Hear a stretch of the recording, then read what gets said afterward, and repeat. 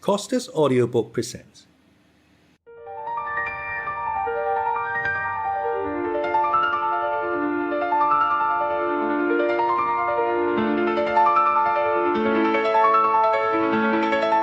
The Brothers Karamazov by Fyodor Dostoyevsky. Part 3. Part 4. Book 10. The Boys. Chapter 1.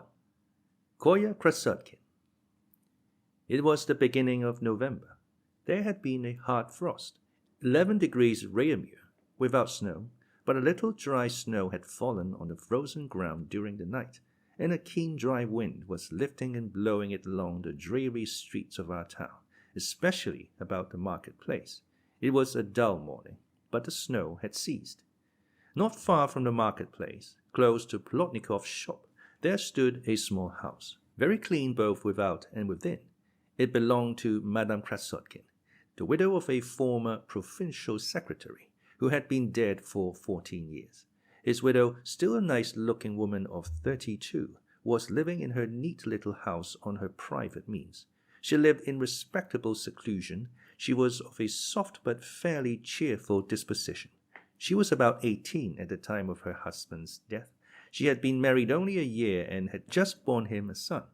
From the day of his death, she had devoted herself heart and soul to the bringing up of her precious treasure, her boy Kolya. Though she had loved him passionately those 14 years, he had caused her far more suffering than happiness. She had been trembling and fainting with terror almost every day, afraid he would fall ill, would catch cold, do something naughty, climb on a chair and fall off it, and so on and so on. When Kolya began going to school, the mother devoted herself to study all the sciences with him so as to help him, and go through his lessons with him. She hastened to make the acquaintance of the teachers and their wives, even made up to Kolya's schoolfellows, and fawned upon them in the hope of thus saving Kolya from being teased, laughed at, or beaten by them. She went so far that the boys actually began to mock at him on her account, and taunt him with being a mother's darling. But the boy could take his own part. He was a resolute boy, tremendously strong, as was rumored in his class, and soon proved to be the fact. He was agile, strong-willed, and of an audacious and enterprising temper.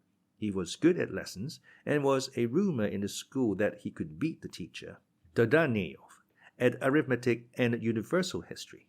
Though he looked down upon everyone, he was a good comrade and not supercilious. He accepted his schoolfellows' respect as his due, but was friendly with them. Above all, he knew where to draw the line. He could restrain himself on occasion, and in his relations with the teachers he never overstepped that last mystic limit beyond which a prank becomes an unpardonable breach of discipline. But he was as fond of mischief on every possible occasion as the smallest boy in the school, and not so much for the sake of mischief as for creating a sensation, inventing something effective and conspicuous. He was extremely vain. He knew how to make even his mother give way to him. He was almost despotic in his control of her. She gave way to him. Oh, she had given way to him for years. The one thought unendurable to her was that her boy had no great love for her.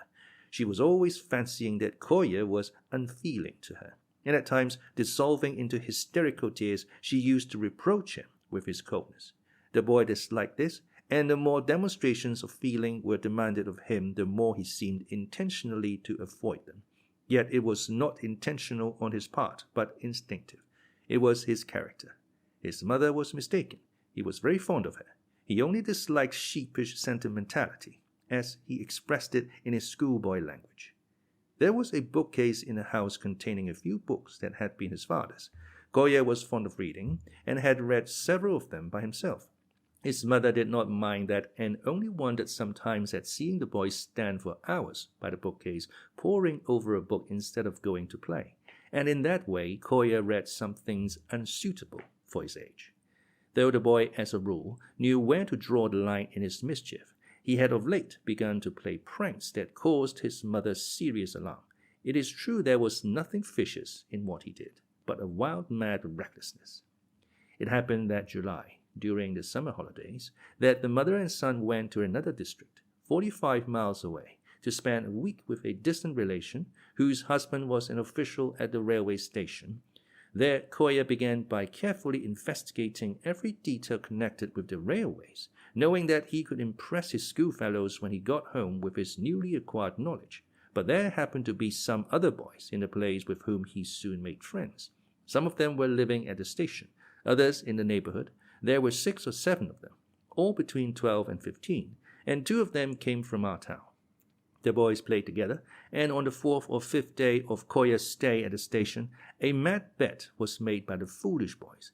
Kolya, who was almost the youngest of the party and rather looked down upon by the others in consequence, was moved by vanity or by reckless bravado to bet them 2 rubles that he would lie down between the rails at night when the 11 o'clock train was due, and would lie there without moving while the train rolled over him at full speed. It is true they made a preliminary investigation, from which it appeared that it was possible to lie so flat between the rails that the train could pass over without touching. But to lie there was no joke. Kolya maintained stoutly that he would. At first they laughed at him, called him a little liar, a braggart, but that only egged him on. What piqued him most was that these boys of 15 turned up their noses at him too superciliously, and were at first disposed to treat him as a small boy, not fit to associate with them, and that was an unendurable insult. And so it was resolved to go in the evening, half a mile from the station, so that the train might have time to get up full speed after leaving the station. The boys assembled. It was a pitch-dark night without a moon. At the time fixed, Kolya lay down between the rails. The 5 others who had taken the bet waited among the bushes below the embankment, their hearts beating with suspense, which was followed by alarm and remorse. At last they heard in the distance the rumble of the train leaving the station. 2 red lights gleamed out of the darkness. The monster roared as it approached. "Run! Run away from the rails!" the boys cried to Kolya from the bushes, breathless with terror. But it was too late. The train darted up and flew past. The boys rushed to Kolya. He lay without moving. They began pulling at him, lifting him up. He suddenly got up and walked away without a word. Then he explained that he had lain there as though he were insensible to frighten them, but the fact was that he really had lost consciousness, as he confessed long after to his mother. In this way his reputation as a desperate character was established forever. He returned home to the station as white as a sheet. Next day he had a slight attack of nervous fever, but he was in high spirits and well pleased with himself. The incident did not become known at once, but when they came back to the town it penetrated to the school and even reached the ears of the masters. But then Kolya's mother hastened to entreat the masters on her boy's behalf, and in the end Dardanelov, a respected and influential teacher, exerted himself in his favor, and the affair was ignored. Dardanelov was a middle-aged bachelor who had been passionately in love with Madame Krassotkin for many years past, and had once already, about a year previously, ventured, trembling with fear and the delicacy of his sentiments, to offer her most respectfully his hand in marriage. But she refused him resolutely, feeling that to accept him would be an act of treachery to her son, though Dardanelov had, to judge from certain mysterious symptoms, reason for believing that he was not an object of aversion to the charming but too chaste and tender-hearted widow. Kolya's mad prank seemed to have broken the ice, and Dardanelov was rewarded for his intercession by a suggestion of hope. The suggestion, it is true, was a faint one, but then Dardanelov was such a paragon of purity and delicacy that it was enough for the time being to make him perfectly happy. He was fond of the boy, though he would have felt it beneath him to try and win him over, and was severe and strict with him in class. Kolya, too, kept him at a respectful distance. He learned his lessons perfectly. He was second in his class, was reserved with Dardanelov, and the whole class firmly believed that Kolya was so good at universal history that he could beat even Dardanelov. Kolya did indeed ask him the question, "Who founded Troy?" to which Dardanelov had made a very vague reply, referring to the movements and migrations of races, to the remoteness of the period, to the mythical legends. But the question, who had founded Troy, that is, what individuals, he could not answer, and even for some reason regarded the question as idle and frivolous. But the boys remained convinced that Dardanelov did not know who founded Troy. Kolya had read of the founders of Troy in Smaragdov, whose history was among the books in his father's bookcase. In the end, all the boys became interested in the question, who it was that had founded Troy. But Krassotkin would not tell his secret, and his reputation for knowledge remained unshaken. After the incident on the railway, a certain change came over Kolya's attitude to his mother. When Anna Fyodorovna heard of her son's exploit, she almost went out of her mind with horror. She had such terrible attacks of hysterics, lasting with intervals for several days, that Kolya, seriously alarmed at last, promised on his honor that such pranks should never be repeated. He swore on his knees before the holy image, and swore by the memory of his father at Madame Krassotkin's instance, and the manly Kolya burst into tears like a boy of 6. And all that day the mother and son were constantly rushing into each other's arms sobbing. Next day Kolya woke up as unfeeling as before, but he had become more silent, more modest, sterner, and more thoughtful. 6 weeks later, it is true, he got into another scrape, which even brought his name to the ears of our Justice of the Peace, but it was a scrape of quite another kind. Amusing, foolish, and he did not, as it turned out, take the lead part in it, but was only implicated in it. But of this later. His mother felt fretted and trembled, but the more uneasy she became, the greater were the hopes of Dardanelov. It must be noted that Kolya understood and divined what was in Dardanellov's heart, and, of course, despised him profoundly for his feelings. He had in the past been so tactless as to show his contempt before his mother, hinting vaguely that he knew what Dardanelov was after. But from the time of the railway incident, his behavior in this respect also was changed. He did not allow himself the remotest allusion to the subject and began to speak more respectfully of Dardanelov before his mother, which the sensitive woman at once appreciated with boundless gratitude. But at the slightest mention of Dardanelov by a visitor in Kolya's presence, she would flush as pink as a rose. At such moments, Kolya would either stare out of the window scowling, or would investigate the state of his boots, or would shout angrily for Perezvon, the big shaggy mangy dog, which he had picked up a month before, brought home, and kept for some reason secretly indoors, not showing him to any of his schoolfellows. He bullied him frightfully, teaching him all sorts of tricks, so that the poor dog howled for him whenever he was absent at school, and when he came in, whined with delight, rushed about as if he were crazy, begged, lay down on the ground pretending to be dead, and so on. In fact, showed all the tricks he had taught him, not at a word of command, but simply from the seal of his excited and grateful heart.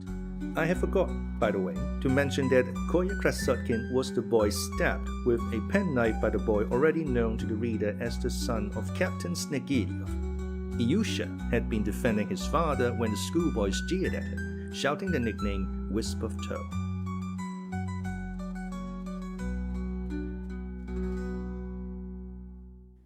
Chapter 2. Children. And so on that frosty, snowy, and windy day in November, Kolya Krassotkin was sitting at home. It was Sunday, and there was no school.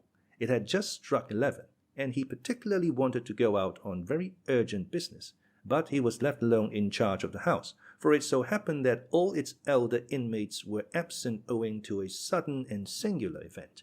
Madame Krassotkin had let 2 little rooms, separated from the rest of the house by a passage, to a doctor's wife with her 2 small children. This lady was the same age as Anna Fyodorovna, and a great friend of hers. Her husband, the doctor, had taken his departure 12 months before, going first to Orenburg and then to Tashkent, and for the last 6 months she had not heard a word from him. Had it not been for her friendship with Madame Krassotkin, which was some consolation to the forsaken lady, she would certainly have completely dissolved away in tears. And now, to add to her misfortunes, Katerina, her only servant, was suddenly moved the evening before to announce, to her mistress's amazement, that she proposed to bring a child into the world before morning. It seemed almost miraculous to everyone that no one had noticed the probability of it before.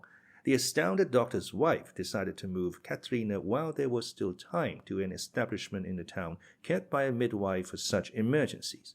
As she set great store by her servant, she promptly carried out his plan and remained there looking after her. By the morning, all Madame Krassotkin's friendly sympathy and energy were called upon to render assistance and appeal to someone for help in the case. So both the ladies were absent from home. The Krassotkin servant, Agafya, had gone out to the market, and Kolya was thus left for a time to protect and look after the kids, that is, the son and daughter of the doctor's wife, who were left alone. Kolya was not afraid of taking care of the house. Besides, he had Perezvon, who had been told to lie flat, without moving, under the bench in the hall. Every time Kolya, walking to and fro through the rooms, came into the hall, the dog shook his head and gave 2 loud and insinuating taps on the floor with his tail. But alas, the whistle did not sound to release him. Kolya looked sternly at the luckless dog, who relapsed again into obedient rigidity. The one thing that troubled Kolya was the kids. He looked, of course, with the utmost scorn on Katerina's unexpected adventure, but he was very fond of the bereaved kiddies, and had already taken them a picture book. Nastya, the elder, a girl of 8, could read, and Kostya, the boy, aged 7, was very fond of being read to by her. Krassotkin could, of course, have provided more diverting entertainment for them. He could have made them stand side by side and played soldiers with them, or sent them hiding all over the house. He had done so more than once before and was not above doing it, so much so that a report once read at school that Krassotkin played horses with the little lodgers at home, prancing with his head on one side like a trace horse. But Krassotkin haughtily parried this thrust, pointing out that to play horses with boys of one's own age, boys of 13, would certainly be disgraceful at this date, but that he did it for the sake of the kids, because he liked them, and no one had a right to call him to account for his feelings. The 2 kids adored him.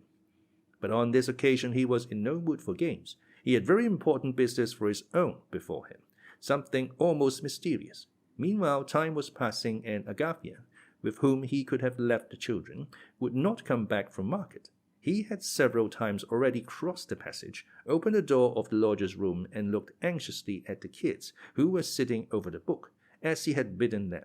Every time he opened the door they grinned at him, hoping he would come in and would do something delightful and amusing. But Kolya was spotted and did not go in. At last it struck 11, and he made up his mind, once for all, that if that damned Agafya did not come back within 10 minutes, he should go out without waiting for her, making the kids promise, of course, to be brave when he was away, not to be naughty, not to cry from fright. With this idea he put on his wadded winter overcoat with its catskin fur collar, slung his satchel round his shoulder, and, regardless of his mother's constantly reiterated entreaties that he would always put on goloshes in such cold weather, he looked at them contemptuously as he crossed the hall and went out with only his boots on. Perezvon, seeing him in his outdoor clothes, began tapping nervously, yet vigorously, on the floor with his tail. Twitching all over, he even uttered a plaintive whine. But Kolya, seeing his dog's passionate excitement, decided that it was a breach of discipline, kept him for another minute under the bench, and only when he had opened the door into the passage, whistled for him. The dog leapt up like a mad creature and rushed bounding before him rapturously. Kolya opened the door to peep at the kids. They were both sitting as before at a table, not reading but warmly disputing about something. The children often argued together about various exciting problems of life, and Nastya, being the elder, always got the best of it. If Kostya did not agree with her, he almost always appealed to Kolya Krassotkin, and his verdict was regarded as invaluable by both of them. This time the kids' discussion rather interested Krassotkin, and he stood still in the passage to listen. The children saw he was listening, and that made them dispute with even greater energy. "I shall never believe," Nastya prattled, "that the old women find babies among the cabbages in the kitchen garden. It's winter now, and there are no cabbages, and so the old woman couldn't have taken Katerina a daughter." Kolya whistled to himself. "Or perhaps they do bring babies from somewhere, but only to those who are married." Kostya stared at Nastya and listened, pondering profoundly. "Nastya, how silly you are," he said at last, firmly and calmly. "How can Katerina have a baby when she isn't married?" Nastya was exasperated. "You know nothing about it," she snapped irritably. "Perhaps she has a husband, only he is in prison, so now she's got a baby." "But is her husband in prison?" the matter-of-fact Kostya inquired gravely. "Or, I tell you what," Nastya interrupted impulsively, completely rejecting and forgetting her first hypothesis. "She hasn't a husband, you are right there, but she wants to be married, and so she's been thinking of getting married, and thinking of it till now she's got it. That is, not a husband, but a baby." "Well, perhaps so," Kostya agreed, entirely vanquished. But you didn't say so before, so how could I tell?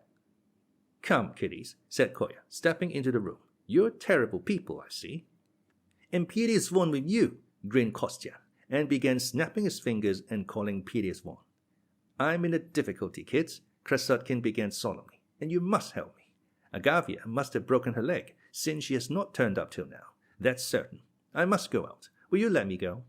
The children looked anxiously at one another. Their smiling faces showed signs of uneasiness, but they did not yet fully grasp what was expected of them. You won't be naughty while I'm gone. You won't climb on a cupboard and break your legs. You won't be frightened alone and cry. A look of profound despondency came into the children's faces. And I could show you something as a reward, a little copper cannon which can be fired with real gunpowder. The children's faces instantly brightened. Show us the cannon, said Kostya, beaming all over. Krassotkin put his hand in his satchel and, pulling out a little bronze cannon, stood it on a table. Ah, you are bound to ask that. Look, it's on wheels. He rolled the toy on along the table, and it can be fired off too. It can be loaded with shot and fired off. And it could kill anyone? It can kill anyone. You've only got to aim at anybody. And Krassotkin explained where the powder had to be put, where the shot should be rolled in, showing a tiny hole like a touch hole, and told them that it kicked when it was fired. The children listened with intense interest. What particularly struck their imagination was that the cannon kicked. And have you got any powder? Nastya inquired. Yes. Show us the powder too, she drawled with a smile of entreaty. Krassotkin dived again into his satchel and pulled out a small flask containing a little real gunpowder. He had some shot too, in a screw of paper. He even uncorked the flask and shook a little powder into the palm of his hand. One has to be careful there's no fire about, or it would blow up and kill us all, Krassotkin warned them sensationally. The children gazed at the powder with an awe-stricken alarm that only intensified their enjoyment, but Kostya liked the shot better. And does the shot burn? He inquired. No, it doesn't. Give me a little shot, he asked in an imploring voice. I'll give you a little shot. Here, take it. But don't show it to your mother till I come back, or she'll be sure to think it's gunpowder, and will die of fright and give you a thrashing. Mother never does whip us, Nastya observed at once. I know. I only said it to finish the sentence. And don't you ever deceive your mother except just this once, until I come back. And so, kiddies, can I go out? You won't be frightened and cry when I'm gone? We shall all cry, drawled Kostya, on the verge of tears already. We shall cry. We shall be sure to cry, Nastya chimed in with timid haste. Oh, children, children, how fraught with peril are your years.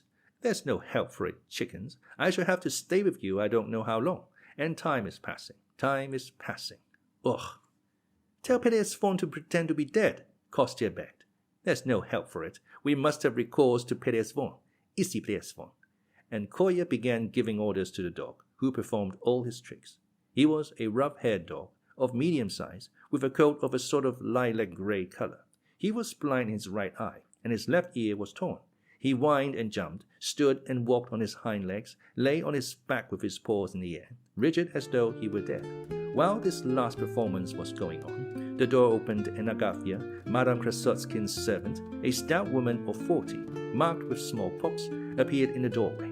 She had come back from market and had a bag full of provisions in her hand. Holding up the bag of provisions in her left hand, she stood still to watch the dog. Though Kolya had been so anxious for her return, he did not cut short the performance, and after keeping Perezvon dead for the usual time, at last he whistled to him. The dog jumped up and began bounding about in his joy at having done his duty.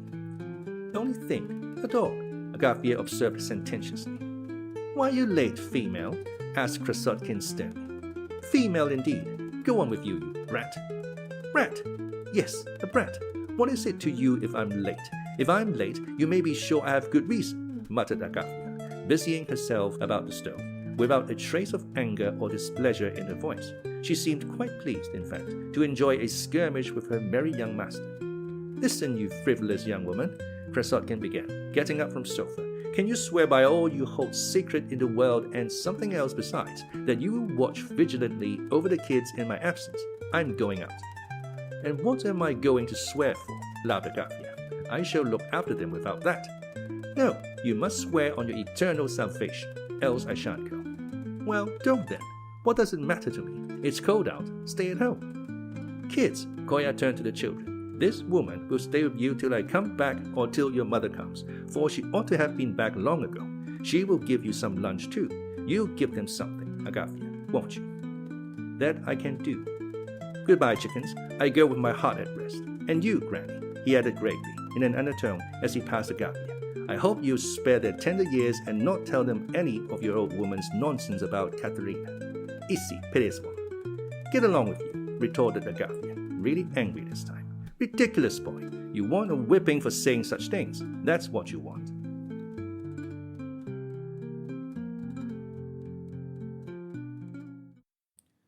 Chapter 3. The Schoolboy. But Kolya did not hear her. At last he could go out. As he went out at the gate, he looked round him, shrugged up his shoulders, and saying, "It is freezing," went straight along the street and turned off to the right towards the marketplace. When he reached the last house but one before the marketplace, he stopped at the gate, pulled a whistle out of his pocket, and whistled with all his might as though giving a signal. He had not to wait more than a minute before a rosy-cheeked boy of about 11, wearing a warm, neat, and even stylish coat, darted out to meet him. This was Smurov, a boy in the preparatory class, son of a well-to-do official. Apparently he was forbidden by his parents to associate with Krassotkin, who was well known to be a desperately naughty boy, so Smurov was obviously slipping out on the sly. He was, if the reader has not forgotten, one of the group of boys who 2 months before had thrown stones at Ilyusha. He was the one who told Alyosha Karamazov about Ilyusha. "I've been waiting for you for the last hour, Krassotkin," said Smurov stolidly, and the boy strode towards the marketplace. "I'm late," answered Krassotkin. "I was detained by circumstances. You won't be thrashed for coming with me?" "Come, I say. I'm never thrashed. And you've got Perezvon with you?" "Yes." "You're taking him too?" "Yes." "Ah, if it were only Zhushka." "That's impossible. Zhushka's non-existent. Zhushka is lost in the mists of obscurity." "Ah, couldn't we do this?" Smurov suddenly stood still. "You see, Ilyusha says that Zhushka was a shaggy, greyish, smoky-looking dog like Perezvon. Couldn't you tell him this is Zhushka, and he might believe you?" "Boy, shun a lie. That's one thing. Even with a good object. That's another. Above all, I hope you've not told them anything about my coming." "Heaven forbid. I know what I'm about." "But you won't comfort him with Perezvon," said Smurov with a sigh. "You know his father, the captain, the wisp of tow, told us that he was going to bring him a real mastiff pup with a black nose today. He thinks that would comfort Ilyusha, but I doubt it." "And how is Ilyusha?" "Ah, he's bad, very bad. I believe he's in consumption. He's quite conscious, but he's breathing. His breathing's gone wrong. The other day he asked to have his boots on to be led round the room. He tried to walk, but he couldn't stand. 'Ah, I told you before, father,' he said, 'that those boots were no good. I could never walk properly in them.' He fancied it was his boots that made him stagger, but it was simply weakness, really. He won't live another week. His son Stube is looking after him. Now they are rich again. They've got heaps of money." "They are rogues." "Who are rogues?" "Doctors and the whole crew of quacks collectively, and also, of course, individually.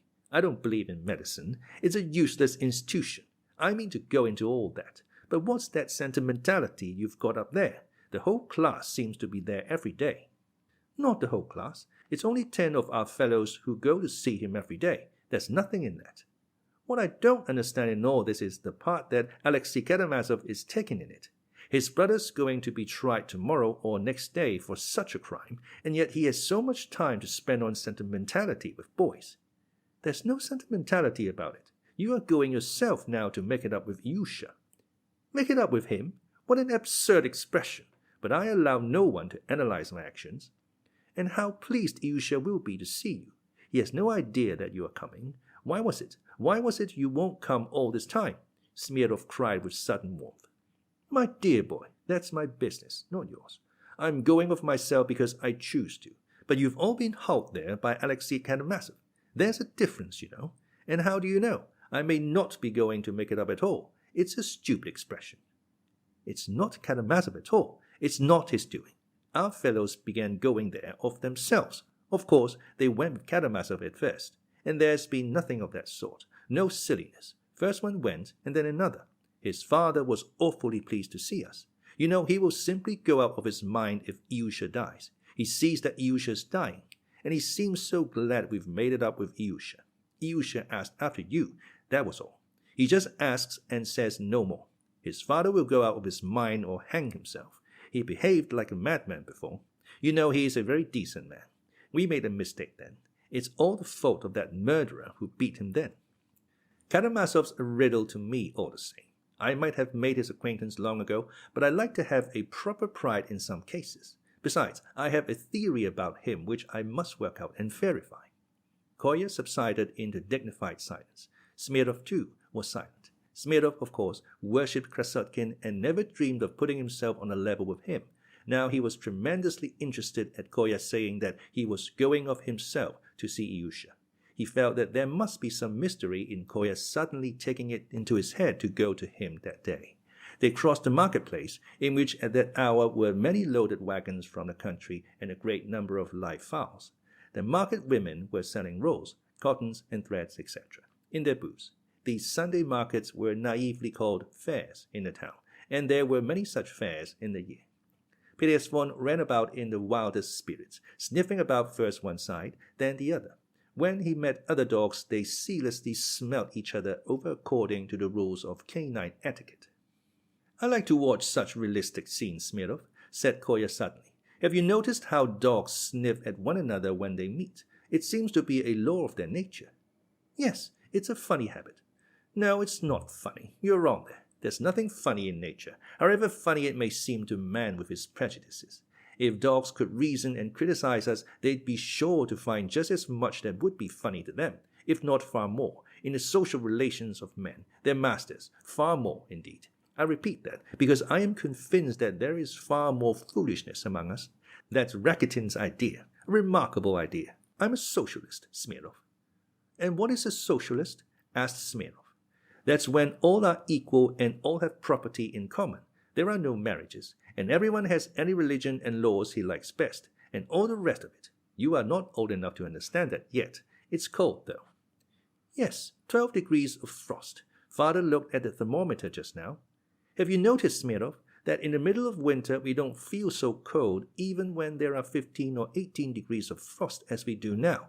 In the beginning of winter, when there is a sudden frost of 12 degrees, especially when there is not much snow, it's because people are not used to it. Everything is habit with men, everything even in their social and political relations. Habit is the great motive power.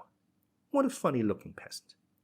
Kolya pointed to a tall peasant, with a good-natured countenance with a long sheepskin coat, who was standing by his wagon, clapping together his hands in their shapeless leather gloves, to warm them.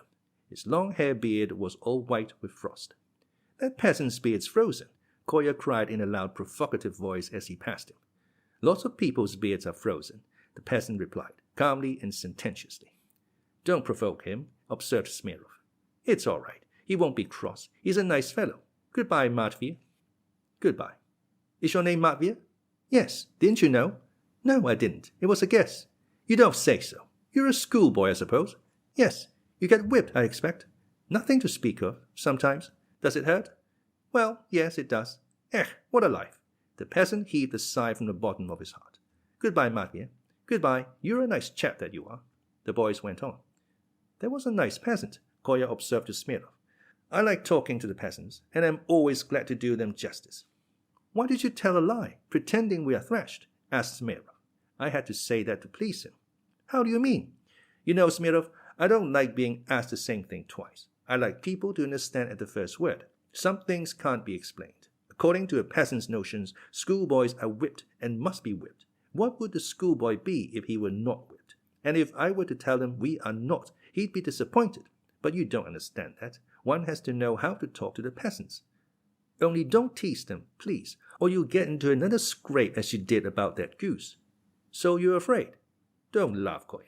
Of course I'm afraid. My father would be awfully cross. I'm strictly forbidden to go out with you.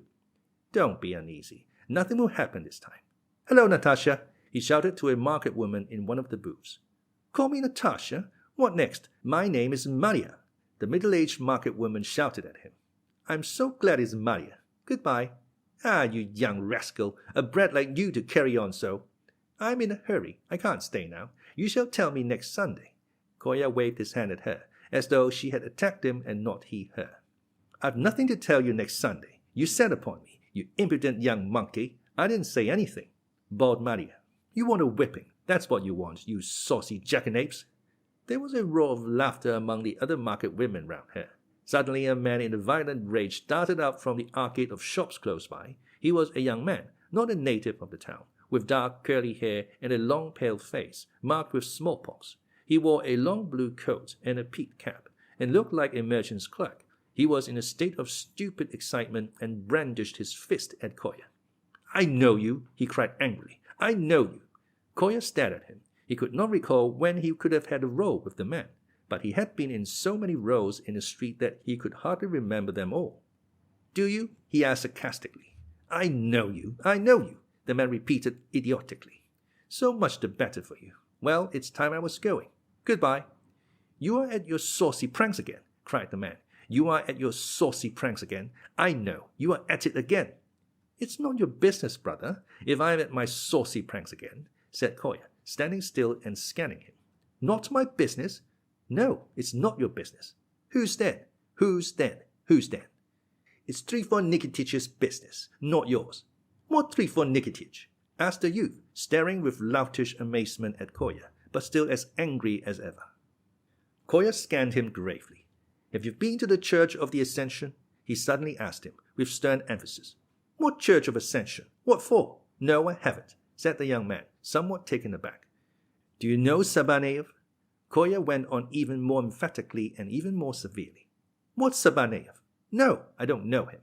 Well then, you can go to the devil, said Kolya, cutting short the conversation, and turning sharply to the right he strode quickly on his way as though he disdained further conversation with a dolt who did not even know Sabaneyev. Stop! Hey! What's Sabaneyev? The young man recovered from his momentary stupefaction and was as excited as before. What did he say? He turned to the market women with a silly stare. The women laughed. You can never tell what he's after, said one of them. What Sabaneyev is he talking about? The young man repeated, still furious and brandishing his right arm. It must be a Sabaneyev who worked for the Kuzmichevs. That's who it must be, one of the women suggested. The young man stared at her wildly. For the Kuzmichevs? Repeated another woman. But his name wasn't Trifon. His name's Kuzma, not Trifon. But the boy said Trifon Nikititch, so it can't be the same. His name is not Trifon and not Sabaneyev. It's Chizhov, put in suddenly a third woman, who had hitherto been silent, listening gravely. Alexey Ivanovich is his name. Chizhov. Alexey Ivanich. Not a doubt about it. It's Chizhov. A fourth woman emphatically confirmed the statement. The bewildered young gazed from one to another. But what did he ask for? What did he ask for, good people? He cried almost in desperation. Do you know Sabaneyev? Says he. And who the devil's to know who is Sabaneyev? You're a senseless fellow. I tell you it's not Sabaneyev, but Chizhov. Alexey Ivanich Chizhov. That's who it is. One of the women shouted at him impressively. What Chizhov? Who is he? Tell me if you know. That tall, sniffling fellow who used to sit in the market in the summer. And what's your Chizhov to do with me, good people, eh? How can I tell what he's to do with you? Put in another. You ought to know yourself what you want with him, if you make such a clamor about him. He spoke to you. He did not speak to us, you stupid. Don't you really know him? Know whom? Chizhov. The devil take Chizhov and you with him. I'll give him a hiding, that I will. He was laughing at me. We'll give Chizhov a hiding. More likely he will give you one. You're a fool, that's what you are. Not Chizhov, not Chizhov, you spiteful, mischievous woman. I'll give the boy a hiding. Catch him, catch him. He was laughing at me. The woman guffawed, but Kolya was by now a long way off, marching along with a triumphant air. Smurov walked beside him, looking round at the shouting group far behind. He too was in high spirits, though he was still afraid of getting into some scrape in Kolya's company. What Sabaneyev did you mean? He asked Kolya, foreseeing what his answer would be. How do I know? Now there'll be a hubbub among them all day. I like to stir up fools in every class of society. There's another blockhead, that peasant there. You know, they say there's no one stupider than a stupid Frenchman. But a stupid Russian shows it in his face just as much. Can't you see it all over his face that he's a fool, that peasant, eh? Let him alone, Kolya. Let's go on. Nothing could stop me. Now I'm once off. Hey, good morning, peasant. A sturdy-looking peasant with a round, simple face and grizzled beard who was walking by raised his head and looked at the boy. He seemed not quite sober. "Good morning, if you're not laughing at me," he said deliberately in reply. "And if I am?" laughed Kolya. "Well, a joke's a joke. Laugh away, I don't mind. There's no harm in a joke." "I beg your pardon, brother. It was a joke." "Well, God forgive you." "Do you forgive me too?" "I quite forgive you. Go along." "I say, you seem a clever peasant."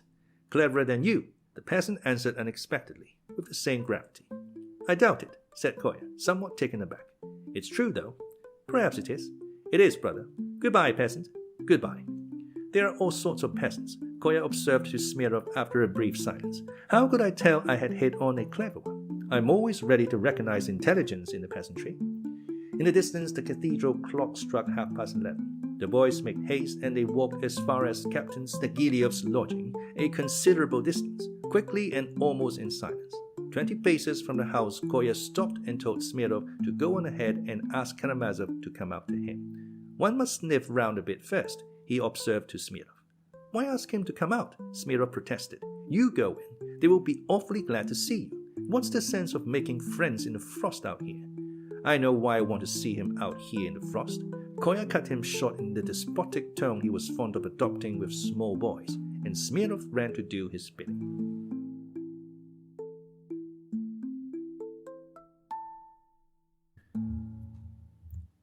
Chapter 4. The Lost Dog. Kolya leaned against the fence with an air of dignity, waiting for Alyosha to appear. Yes, he had long wanted to meet him. He had heard a great deal about him from the boys, but hitherto he had always maintained an appearance of disdainful indifference when he was mentioned, and he had even criticized what he heard about Alyosha. But secretly he had a great longing to make his acquaintance. There was something sympathetic and attractive in all he was told about Alyosha. So the present moment was important.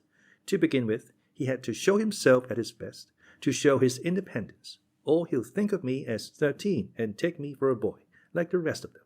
And what are these boys to him? I shall ask him when I get to know him. It's a pity I'm so short, though. Duzikov is younger than I am, yet he is half a head taller. But I have a clever face. I'm not good-looking. I know I'm hideous, but I have a clever face. I mustn't talk too freely. If I fall into his arms all at once, he may think, "Tfu, how horrible if he should think." Such were the thoughts that excited Kolya while he was doing his utmost to assume the most independent air. What distressed him most was his being so short. He did not mind so much his hideous face as being so short. On the wall in the corner at home he had the year before made a pencil mark to show his height, and every 2 months since he anxiously measured himself against it to see how much he had gained.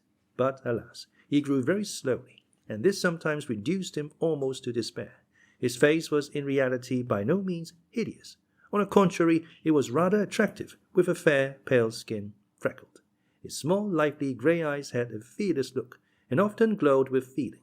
He had rather high cheekbones, small, very red, but not very thick lips. His nose was small and unmistakably turned up. "I have a regular pug nose, a regular pug nose," Kolya used to mutter to himself when he looked in the looking-glass, and he always left it with indignation. "But perhaps I haven't got a clever face." He sometimes thought, doubtful even of that. But it must not be supposed that his mind was preoccupied with his face and his height. On the contrary, however bitter the moments before the looking-glass were to him, he quickly forgot them, and forgot them for a long time, abandoning himself entirely to ideas and to real life, as he formulated it to himself. Alyosha came out quickly and hastened up to Kolya. Before he reached him, Kolya could see that he looked delighted. "Can he be so glad to see me?" Kolya wondered, feeling pleased. We may note here, in passing, that Alyosha's appearance had undergone a complete change since we saw him last. He had abandoned his cassock and was wearing now a well-cut coat, a soft round hat, and his hair had been cropped short. All this was very becoming to him, and he looked quite handsome. His charming face always had a good-humoured expression, but there was a gentleness and serenity in his good humour. To Kolya's surprise, Alyosha came out to him just as he was, without an overcoat. He had evidently come in haste. He held out his hand to Kolya at once. "Here you are at last. How anxious we've been to see you." There were reasons which you shall know directly. Anyway, I am glad to make your acquaintance. I've long been hoping for an opportunity, and have heard a great deal about you." Kolya muttered, a little breathless. "We should have met anyway. I've heard a great deal about you, too, but you've been a long time coming here. Tell me, how are things going?" "Ilyusha is very ill. He is certainly dying." "How awful! You must admit that medicine is a fraud, Karamazov," cried Kolya warmly. "Ilyusha has mentioned you often, very often, even in his sleep, in delirium, you know. One can see that you used to be very, very dear to him, before the instant, with the knife. Then there's another reason. Tell me, is that your dog?" "Yes, Perezvon." "Not Zhuchka?" Alyosha looked at Kolya with eyes full of pity. "Is she lost forever?" "I know you would all like it to be Zhuchka. I've heard all about it." Kolya smiled mysteriously. "Listen, Karamazov, I'll tell you all about it. That's what I came for.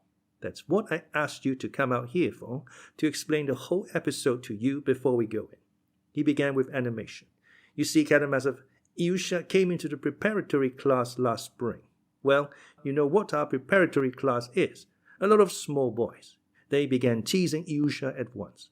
I am 2 classes higher up, and of course, I only look on at them from a distance. I saw the boys was weak and small, but he wouldn't give in to them. He fought with them. I saw he was proud, and his eyes were full of fire. I like children like that, and they teased him all the more. The worst of it was he was horribly dressed at the time. His breeches were too small for him, and there were holes in his boots. They worried him about it. They jeered at him. That I can't stand. I stood up for him at once and gave it to them hot. I beat them, but they adore me. Do you know, Karamazov?" Kolya boasted impulsively. "But I am always fond of children. I have 2 chickens in my hands at home now. That's what detained me today. So they left off beating Ilyusha, and I took him under my protection. I saw the boy was proud. I tell you that, the boy was proud. But in the end he became slavishly devoted to me. He did my slightest bidding, obeyed me as though I were God, tried to copy me. In the intervals between the classes he used to run to me at once, and I'd go about with him, on Sundays too. They always laugh when an older boy makes friends with a younger one like that, but that's a prejudice. If it's my fancy, that's enough. I'm teaching him, developing him. Why shouldn't I develop him if I like him? Here you, Karamazov, have taken up with all these nestlings. I see you want to influence the younger generation, to develop them, to be of use to them. And I assure you this trait in your character, which I knew by hearsay, attracted me more than anything. Let us get to the point, though. I noticed that there was a sort of softness and sentimentality coming over the boy, and you know I have a positive hatred of this sheepish sentimentality, and I have had it from a baby. There were contradictions in him too. He was proud, but he was slavishly devoted to me. And yet all at once his eyes would flash and he'd refuse to agree with me. He'd argue, fly into a rage. I used sometimes to propound certain ideas. I could see that it was not so much that he disagreed with the ideas, but that he was simply rebelling against me, because I was cool in responding to his endearments.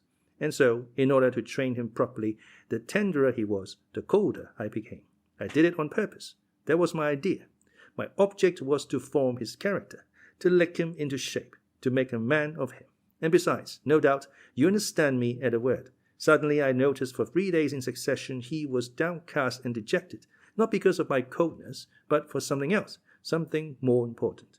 I wondered what the tragedy was.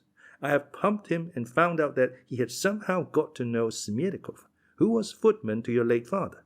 It was before his death, of course. And he taught the little fool a silly trick, that is, a brutal, nasty trick.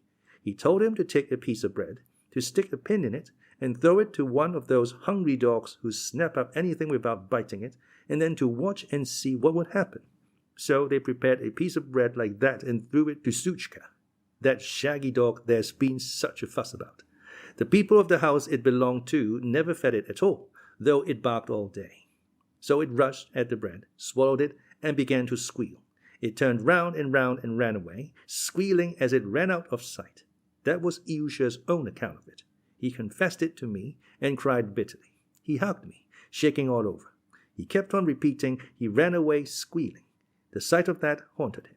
He was tormented by remorse. I could see that. I took it seriously.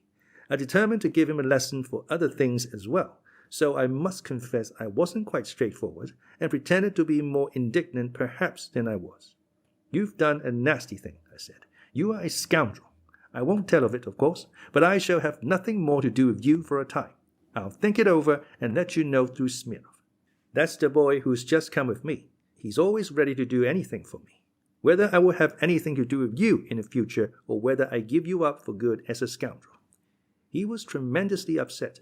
I must own I felt I'd gone too far as I spoke, but there was no help for it.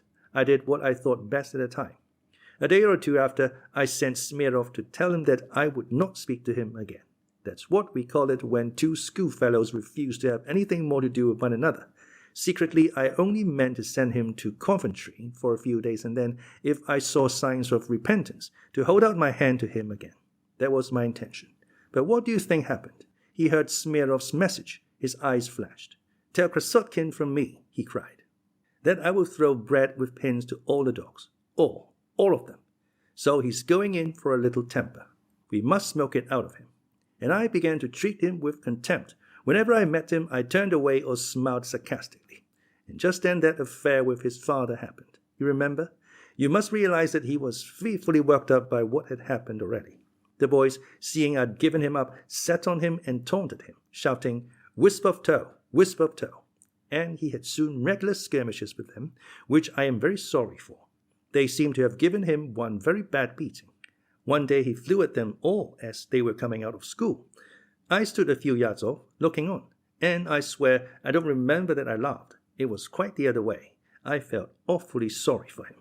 In another minute I would have run up to take his part, but he suddenly met my eyes. I don't know what he fancied, but he pulled out a penknife, rushed at me, and struck at my thigh, here in my right leg. I didn't move. I don't mind owning I'm plucky sometimes, Karamazov. I simply looked at him contemptuously, as though to say, "This is how you repay all my kindness. Do it again, if you like. I'm at your service." But he didn't stab me again. He broke down. He was frightened at what he had done. He threw away the knife, burst out crying, and ran away. I did not sneak on him, of course, and I made them all keep quiet, so it shouldn't come to the ears of the masters. I didn't even tell my mother till it had healed up, and the wound was a mere scratch. And then I heard that the same day he'd been thrown stones and had bitten your finger. But you understand now what a state he was in. Well, it can't be helped. It was stupid of me not to come and forgive him, that is, to make it up with him, when he was taken ill. I'm sorry for it now, but I had a special reason. So now I've told you all about it, but I'm afraid it was stupid of me. "Oh, what a pity," exclaimed Alyosha, with feeling, "that I didn't know before what terms you were on with him, or I'd have come to you long ago to beg you to go to him with me. Would you believe it? When he was feverish, he talked about you in delirium. I didn't know how much you were to him, and you've really not succeeded in finding that dog. His father and the boys have been hunting all over the town for it. Would you believe it? Since he's been ill, I've 3 times heard him repeat with tears, 'It's because I killed Suchka. Father, that I am ill now. God is punishing me for it.' He can't get that idea out of his head. And if the dog were found and proved to be alive, one might almost fancy the joy would cure him. We have all rested our hopes on you." "Tell me, what made you hope that I should be the one to find him?" Kolya asked, with great curiosity. "Why did you reckon on me rather than anyone else?" "There was a report that you were looking for the dog, and that you would bring it when you'd found it. Smurov said something of the sort. We've all been trying to persuade Ilyusha that the dog is alive, that it's been seen. The boys brought him alive here. He just looked at it, with a faint smile, and asked them to set it free in the fields, and so we did. His father has just this moment come back, bringing him a mastiff pup, hoping to comfort him with that, but I think it only makes it worse." "Tell me, Karamazov, what sort of man is the father? I know him, but what do you make of him? A mountebank? A buffoon?" "Oh, no. There are people of deep feeling who have been somehow crushed. Buffoonery in them is a form of resentful irony against those to whom they daren't speak the truth, from having been for years humiliated and intimidated by them. Believe me, Krassotkin, what sort of buffoonery is sometimes tragic in the extreme. His whole life now is centered in Ilyusha, and if Ilyusha dies, he will either go mad with grief or kill himself. I feel almost certain of that when I look at him now. I understand you, Karamazov. I see you understand human nature, Kolya added with feeling. And as soon as I saw you with a dog, I thought it was Zhuchka you were bringing. Wait a bit, Karamazov. Perhaps we shall find it yet. But this is Perezvon. I'll let him go in now, and perhaps it will amuse Ilyusha more than the mastiff pup. Wait a bit, Karamazov. You will know something in a minute. But I say, I am keeping you here. Kolya cried suddenly. You've no overcoat on in this bitter cold. You see what an egoist I am? Oh, we are all egoists, Karamazov. Don't trouble. It is cold. But I don't often catch cold. Let us go in, though. And, by the way, what is your name? I know you are called Kolya, but what else? Nikolai Ivanovich Krassotkin, or, as they say in official documents, Krassotkin's son. Kolya laughed for some reason, but added suddenly, of course I hate my name Nikolai. Why so? It's so trivial, so ordinary. You are 13? Asked Alyosha. No, 14. That is, I shall be 14 very soon, in a fortnight. I'll confess one weakness of mine, Karamazov, just to you, since it's our first meeting, so that you may understand my character at once.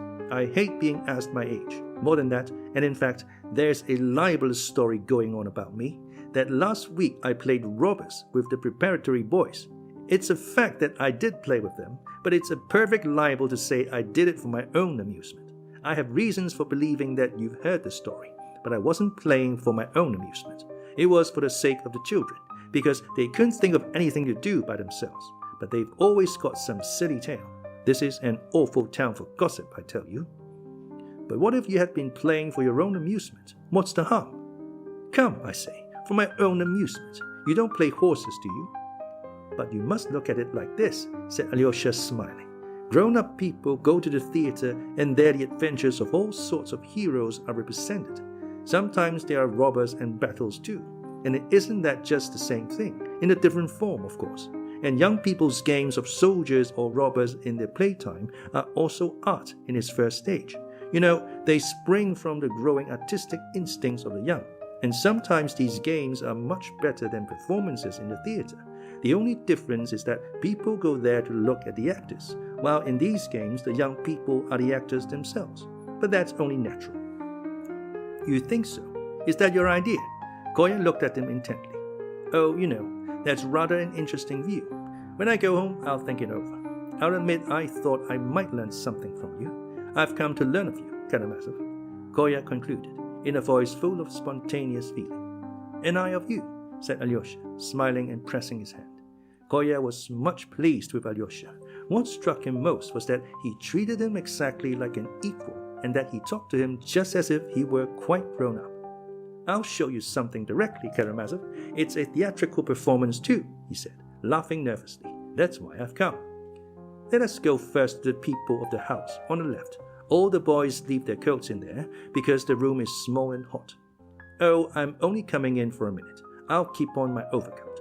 Perezvon will stay here in the passage and be dead. Easy, Perezvon. Lie down and be dead. You see how he's dead? I'll go in first and explore. Then I'll whistle to him when I think fit, and you'll see, he'll dash in like mad. Only Smurov must not forget to open the door at the moment. I'll arrange it all, and you'll see something.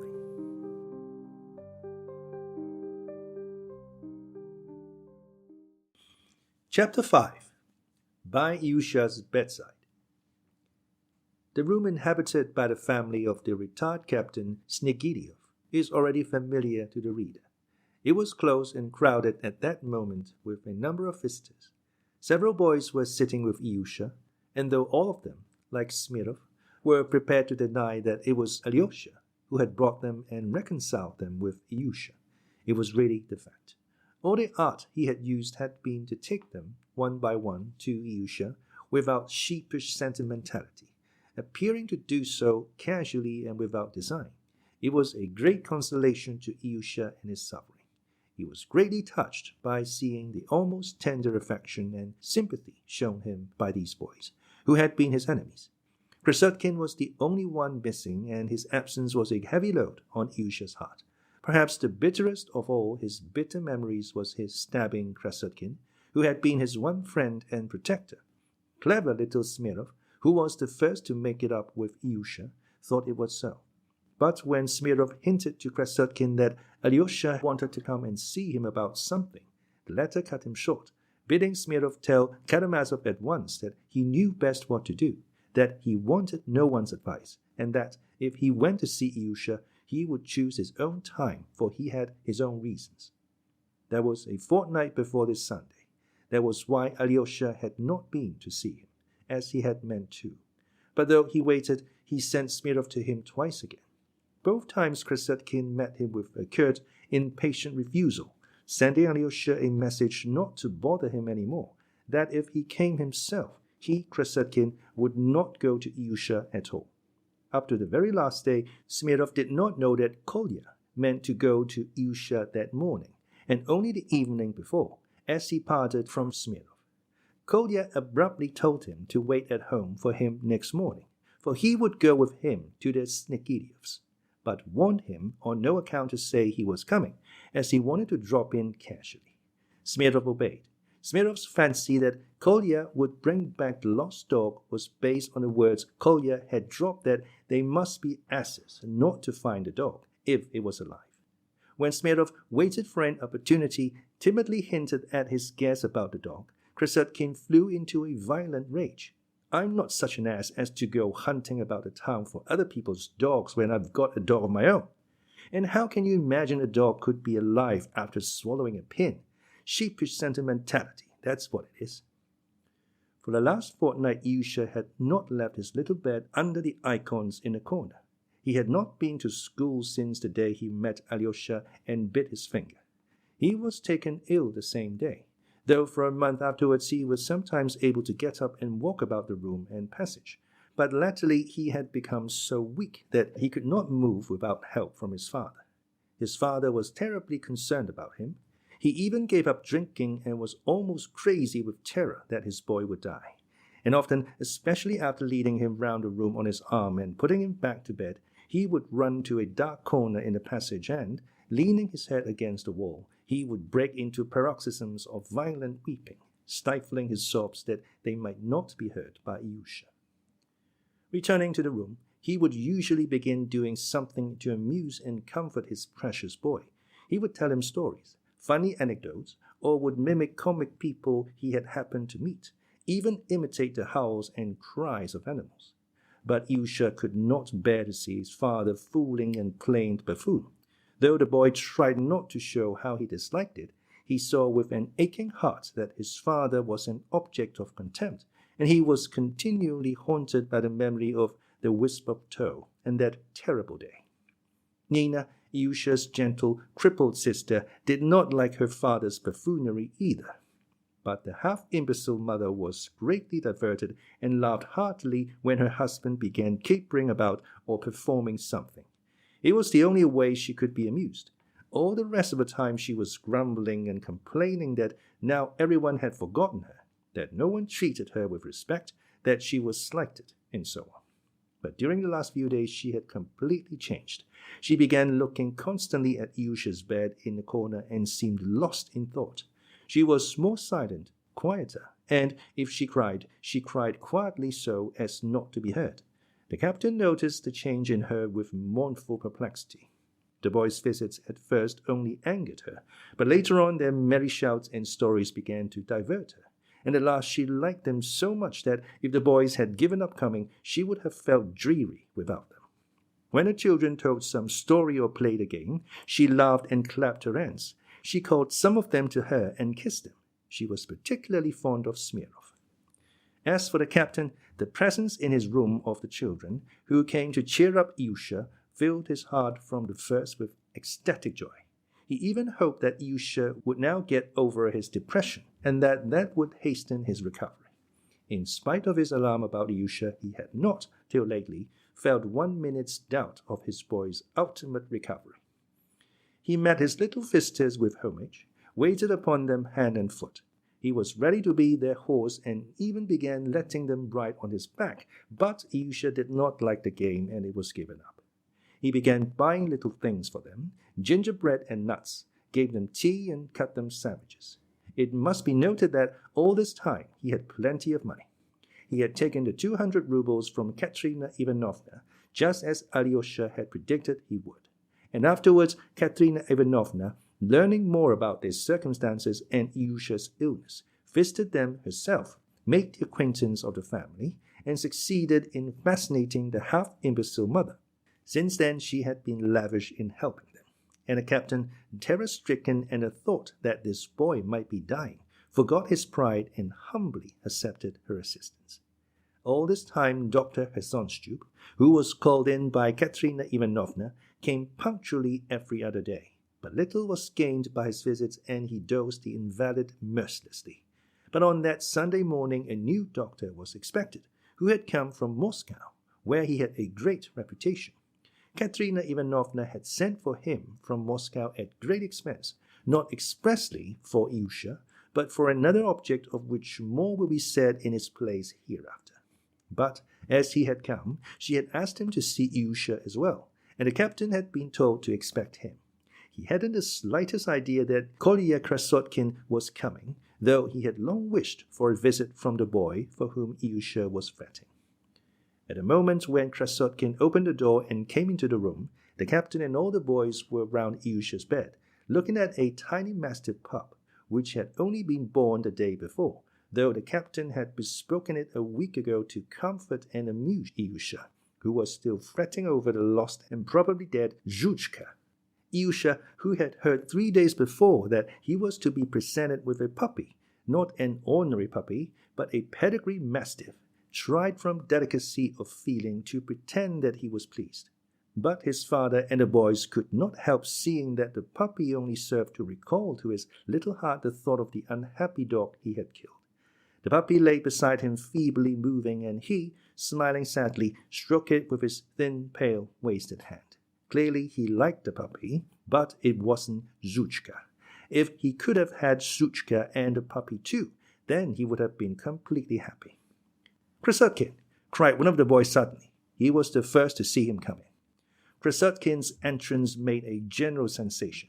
The boys moved away and stood on each side of the bed, so that he could get a full view of Ilyusha.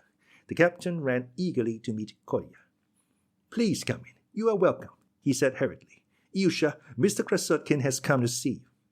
But Krassotkin, shaking his hands with him hurriedly, instantly showed his complete knowledge of the manners of good society.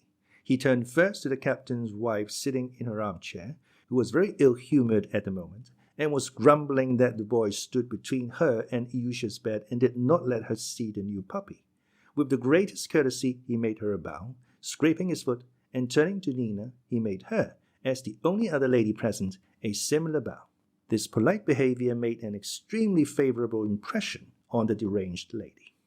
"There, you can see at once he is a young man that has been well brought up," she commented aloud, throwing up her hands. "But as for our other visitors, they come in one on the top of another." "How do you mean, Mamma? One on the top of another? How is that?" muttered the captain affectionately, though a little anxious on her account. "That's how they ride in. They get on each other's shoulders in the passage and prance in like that on a respectable family. Strange sort of visitors." "But who's come in like that, Mamma?" "Why, that boy came in riding on that one's back, and this one on that one's." Kolya was already by Ilyusha's bedside. The sick boy turned visibly paler. He raised himself in the bed and looked intently at Kolya. Kolya had not seen his little friend for 2 months, and he was overwhelmed at the sight of him. He had never imagined that he would see such a wasted, yellow face, such enormous, feverishly glowing eyes, and such thin little hands. He saw, with grieved surprise, Ilyusha's rapid, hard breathing and dry lips. He stepped close to him, held out his hand, and almost overwhelmed, he said, "Well, old man, how are you?" But his voice failed him. He couldn't achieve an appearance of ease. His face suddenly twitched, and the corners of his mouth quivered. Ilyusha smiled a pitiful little smile, still unable to utter a word. Something moved Kolya to raise his hand and pass it over Ilyusha's hair. "Never mind," he murmured softly to him to cheer him up, or perhaps not knowing why he said it. For a minute they were silent again. "Hello, so you've got a new puppy?" Kolya said suddenly, in a most callous voice. "Yes," answered Ilyusha in a long whisper, gasping for breath. "A black nose. That means he'll be fierce, a good house dog." Kolya observed gravely and stolidly, as if the only thing he cared about was the puppy and its black nose. But in reality, he still had to do his utmost to control his feelings not to burst out crying like a child, and do what he would, he could not control it. When it grows up, you'll have to keep it on a chain, I'm sure. He'll be a huge dog, cried one of the boys. Of course he will. A mastiff, large, like this. As big as a calf, shouted several voices. As big as a calf, as a real calf, chimed in the captain. I got one like that on purpose, one of the fiercest breed, and his parents are huge and very fierce. They stand as high as this from the floor. Sit down here on Ilyusha's bed and here on the bench. You are welcome. We've been hoping to see you a long time. You were so kind as to come with Alexei Fyodorovich. Krassotkin sat on the edge of the bed at Ilyusha's feet. Though he had perhaps prepared a free and easy opening for the conversation on its way, now he completely lost the thread of it. No, I came with Perezvon. I've got a dog now, called Perezvon, a Slavonic name. He's out there. If I whistle, he'll run in. I brought a dog too, he said, addressing Ilyusha all at once. Do you remember Suchka, old man? He suddenly fired a question at him. Ilyusha's little face quivered. He looked with an agonized expression at Kolya. Alyosha, standing at the door, frowned and signed to Kolya not to speak of Suchka, but he did not or would not notice. Where is Suchka? Ilyusha asked in a broken voice. Oh, well, my boy, your Suchka is lost and done for. Ilyusha did not speak, but he fixed an intent gaze once more on Kolya. Alyosha, catching Kolya's eye, signed to him vigorously again, but he turned away his eyes, pretending not to have noticed. It must have run away and died somewhere. It must have died after a meal like that, Kolya pronounced pitilessly, though he seemed a little breathless. But I've got a dog, Perezvon, a Slavonic name. I've brought him to show you. I don't want him, said Ilyusha suddenly. No, you really must see him. It will amuse you. I brought him on purpose. He is the same sort of shaggy dog. You allow me to call in my dog, madam? He suddenly addressed Madame Stenkirev, with inexplicable excitement in his manner. I don't want him, cried Ilyusha, with a mournful break in his voice. There was a reproachful light in his eyes. You'd better. The captain started up from the chest by the wall on which he had just sat down. You'd better. Another time, he muttered. But Kolya could not be restrained. He hurriedly shouted to Smurov, Open the door. And as soon as it was open, he blew his whistle. Perezvon dashed headlong into the room. Jump, Perezvon! Beg! Shouted Kolya, jumping up, and the dog stood erect on his hind legs by Ilyusha's bedside. What followed was a surprise to everyone. Ilyusha started, lurched violently forward, bent over Perezvon and gazed at him, faint with suspense. It's Suchka, he cried suddenly, in a voice breaking with joy and suffering. And who did you think it was? Krassotkin shouted with all his might, in a ringing, happy voice, and bending down he seized the dog and lifted him up to Ilyusha. Look, old man, you see, blind of one eye and the left ear is torn, just the marks you described to me. It was by that I found him. I found him directly. He did not belong to anyone, he explained, turning quickly to the captain, to his wife, to Alyosha, and then again to Ilyusha. He used to live in the Fyodor backyard. Though he made his home there, they did not feed him. He was a stray dog that had run away from the village. I found him, you see, old man. He couldn't have swallowed what you gave him. If he had, he must have died. He must have. So he must have spat it out, since he is alive. You did not see him do it, but the pin pricked his tongue. That is why he squealed. He ran away squealing, and you thought he'd swallowed it. He might well squeal, because the skin of dog's mouth is so tender, tenderer than in men, much tenderer. Kolya cried impetuously, his face glowing and radiant with delight. Ilyusha could not speak. White as a sheet, he gazed open-mouthed at Kolya, with his great eyes almost starting out of his head. And if Krassotkin, who had no suspicion of it, had known what a disastrous and fatal effect such a moment might have on the sick child's health, nothing would have induced him to play such a trick on him. But Alyosha was perhaps the only person in the room who realized it. As for the captain, he behaved like a small child. Suchka! It's Suchka! He cried in a blissful voice. Ilyusha, this is Suchka! Your Suchka! Mama, this is Suchka! He was almost weeping. And I never guessed, cried Smurov regretfully. Bravo, Krassotkin. I said he'd find a dog, and here he's found him. Here he's found him, another boy repeated gleefully. Krassotkin's a brick, cried a third voice. He's a brick, he's a brick, cried the other boys, and they began clapping. Wait. Krassotkin did his utmost to shout above them all. I'll tell you how it happened. That's the whole point. I found him, I took him home and hid him at once. I kept him locked up at home and did not show him to anyone till today. Only Smurov has known for the last fortnight, but I assured him this dog was called Perezvon, and he did not guess. And meanwhile I taught the dog all sorts of tricks. You should only see all the things he can do. I trained him so as to bring you a well-trained dog, in good condition, old man, so as to be able to say to you, see, old man, what a fine dog your Zhuchka is now. Haven't you a bit of meat? He'll show you a trick that will make you die with laughing. A bit of meat. Haven't you got any? The captain ran across the passage to the landlady, where their cooking was done. Not to lose precious time, Kolya, in desperate haste, shouted to Perezvon, dead! And the dog immediately turned round and lay on his back with his 4 paws in the air. The boys laughed. Ilyusha looked on with the same suffering smile. But the person most delighted with the dog's performance was Mamma. She laughed at the dog and began snapping her fingers and calling it, Perezvon, Perezvon. Nothing will make him get up, nothing, Kolya cried triumphantly, proud of his success. He won't move for all the shouting in the world, but if I call to him, he'll jump up in a minute. Easy, Perezvon. The dog leapt up and bounded about, whining with delight. The captain ran back with a piece of cooked beef. Is it hot? Kolya inquired hurriedly, with a business-like air, taking the meat. Dogs don't like hot things. No, it's all right. Look, everybody, look. Ilyusha, look. Old man, why aren't you looking? He does not look at him. Now I've brought him. The new trick consisted in making the dog stand motionless with his nose out and putting a tempting morsel of meat just on his nose. The luckless dog had to stand without moving, with the meat on his nose, as long as his master chose to him, without a movement, perhaps for half an hour. But he kept Perezvon only for a brief moment. Paid for, cried Kolya, and the meat passed in a flash from the dog's nose to his mouth. The audience, of course, expressed enthusiasm and surprise. Can you really have put off coming all this time simply to train the dog? Exclaimed Alyosha, with an involuntary note of reproach in his voice. Simply for that, answered Kolya, with perfect simplicity. I wanted to show him in all his glory. Perezvon, Perezvon, called Ilyusha suddenly, snapping his thin fingers and beckoning to the dog. What is it? Let him jump up on the bed. Easy, Perezvon.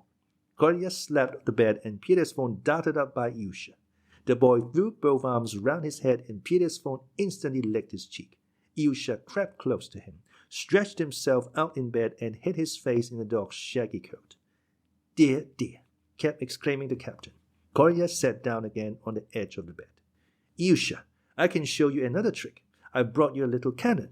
You remember? I told you about it before and you said how much you'd like to see it. Well, here, I've brought it to you. And Kolya hurriedly pulled out of his satchel the little bronze cannon. He hurried, because he was happy himself. Another time he would have waited till the sensation made by Perezvon had passed off. Now he hurried on regardless of all consideration. You are all happy now, he felt, so here's something to make you happier. He was perfectly enchanted himself.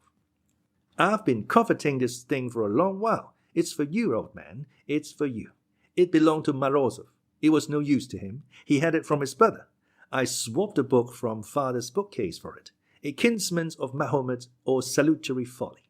A scandalous book published in Moscow 100 years ago, before they had any censorship. And Morozov had a taste for such things. He was grateful to me too. Kolya held the cannon in his hand so that all could see and admire it. Ilyusha raised himself, and, with his right arm still round the dog, he gazed enchanted at the toy.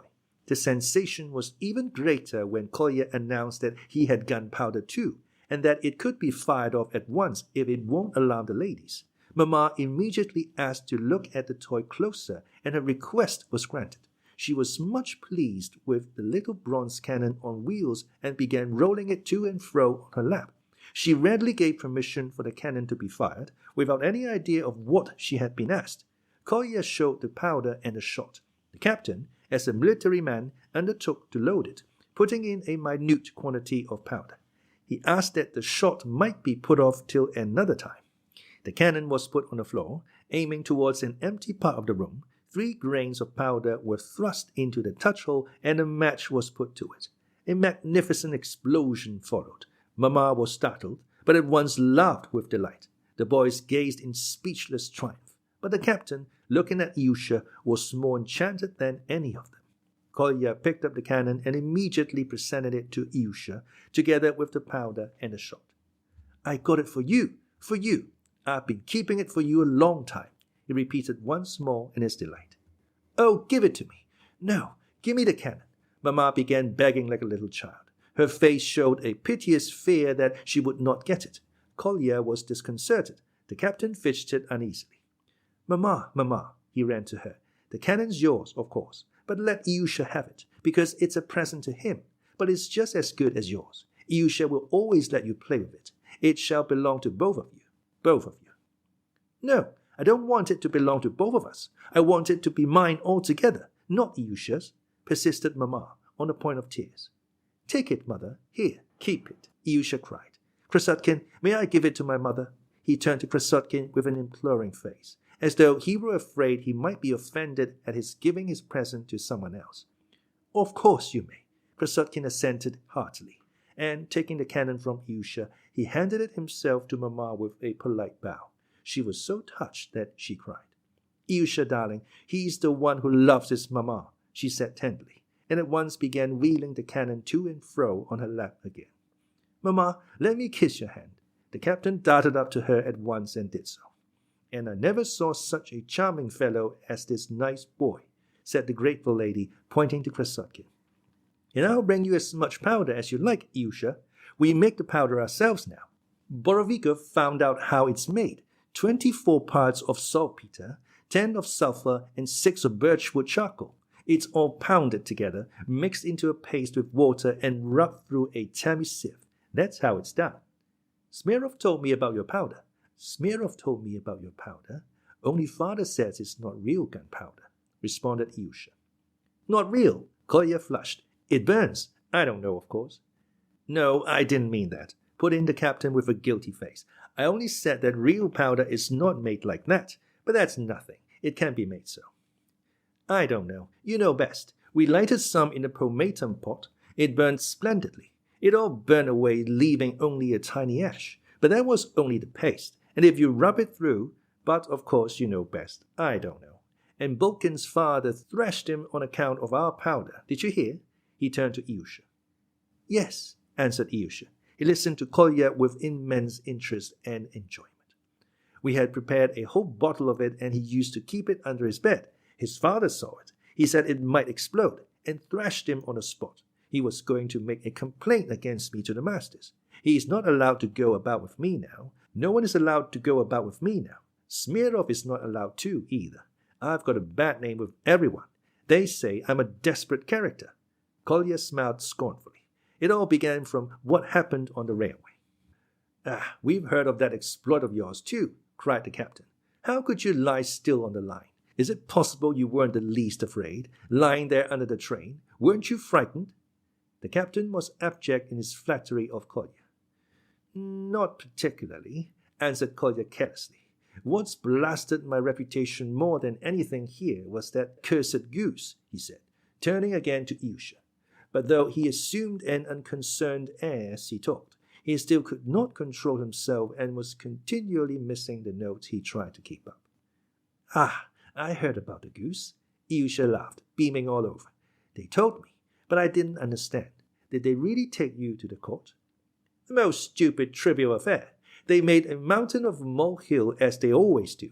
Kolya began carelessly. "I was walking through the marketplace here one day, just when they'd driven in the geese. I stopped and looked at them. All at once a fellow, who is an errand boy at Plotnikov's now, looked at me and said, 'What are you looking at the geese for?' I looked at him. He was a stupid, moon-faced fellow of 20. I am always on the side of the peasantry, you know. I like talking to the peasants. We've dropped behind the peasants. That's an axiom." "I believe you are laughing, Karamazov." "No, heaven forbid. I'm listening," said Alyosha with a most good-natured air, and the sensitive Kolya was immediately reassured. My theory, Karamazov, is clear and simple, he hurried on again, looking pleased. I believe in the people and am always glad to give them their due, but I am not for spoiling them. That is a sine qua non. But I was telling you about the goose, so I turned to the fool and answered, I am wondering what the goose thinks about. He looked at me quite stupidly. And what does the goose think about? He asked. Do you see that cart full of oats? I said. The oats are dropping out of the sack, and the goose has put its neck right under the wheel to gobble them up. Do you see? I see that quite well, he said. Well, said I, if that cart were to move on a little, would it break the goose's neck or not? It'd be sure to break it, and he grinned all over his face, highly delighted. Come on then, said I, let's try. Let's, he said, and it did not take us long to arrange. He stood at the bridle without being noticed, and I stood on one side to direct the goose, and the owner wasn't looking. He was talking to someone, so I had nothing to do. The goose thrust his head in after the oats of itself, under the cart, just under the wheel. I winked at the lad, he tugged at the bridle, and crack! The goose's neck was broken in half, and, as luck would have it, all the peasants saw us at that moment, and they kicked up a shindy at once. You did that on purpose?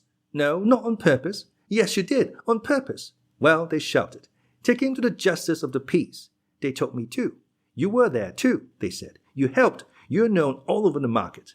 And for some reason, I really am known all over the market, Kolya added conceitedly. We all went off to the justices. They brought the goose too. The fellow was crying in a great funk, simply blubbering like a woman. And the farmer kept shouting that you could kill any number of geese like that. Well, of course, there were witnesses. The justice of the peace settled it in a minute, that the farmer was to be paid a ruble for the goose and the fellow to have the goose. And he was warned not to play such pranks again. And the fellow kept blubbering like a woman. It wasn't me, he said.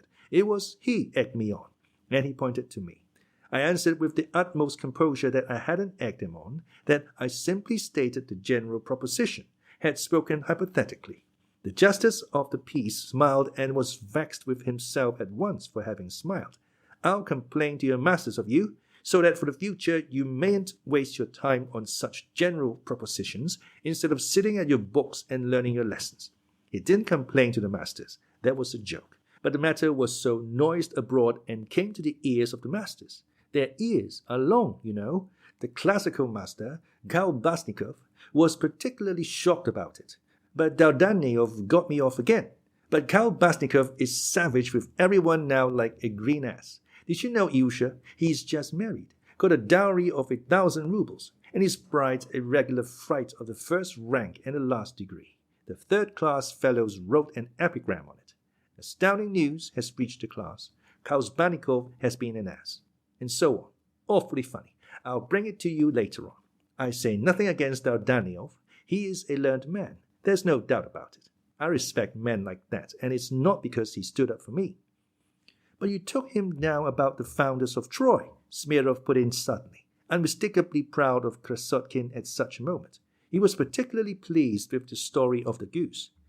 Did you really take him down? The captain inquired, in a flattering way, on a question who founded Troy. We heard of it. Ilyusha told me about it at the time. He knows everything, father. He knows more than any of us, put in Ilyusha. He only pretends to be like that, but really he is top in every subject. Ilyusha looked at Kolya with infinite happiness. Oh, that's all nonsense about Troy, a trivial matter. I consider this an important question, said Kolya with haughty humility. He had by now completely recovered his dignity, though he was still a little uneasy. He felt that he was greatly excited and that he had talked about the goose, for instance, with too little reserve, while Alyosha had looked serious and had not said a word all the time. And the vain boy began by degrees to have rankling fear that Alyosha was silent because he despised him, and thought he was showing off before him. If he dared to think anything like that, Kolya would. I regard the question as quite a trivial one, he rapped out again, proudly. And I know who founded Troy. A boy who had not spoken before said suddenly, to the surprise of everyone. He was silent and seemed to be shy. He was a pretty boy of about 11, called Kartashov. He was sitting near the door. Kolya looked at him with dignified amazement. The fact was that the identity of the founders of Troy had become a secret for the whole school, a secret which could only be discovered by reading Smaragdov, and no one had Smaragdov but Kolya. One day, when Kolya's back was turned, Kartashov hastily opened Smaragdov, which lay among Kolya's books, and immediately lighted on a passage relating to the foundation of Troy.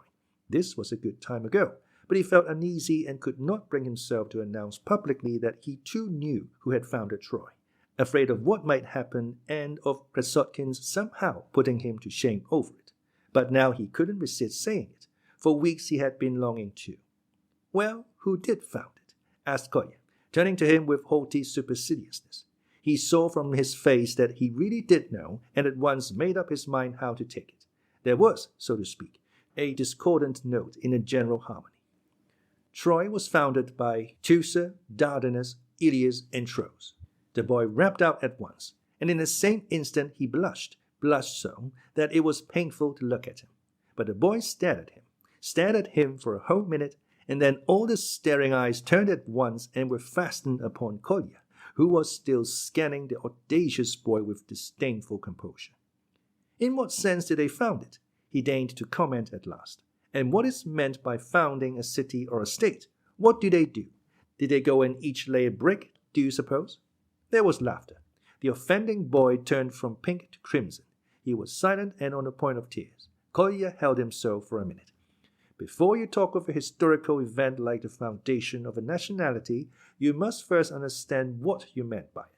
He admonished him in stern, incisive tones. "But I attach no consequence to these old wives' tales, and I don't think much of universal history in general," he added carelessly, addressing the company generally. "Universal history?" the captain inquired, looking almost scared. "Yes, universal history. It's the study of the successive follies of mankind and nothing more. The only subject I respect are mathematics and natural science," said Kolya.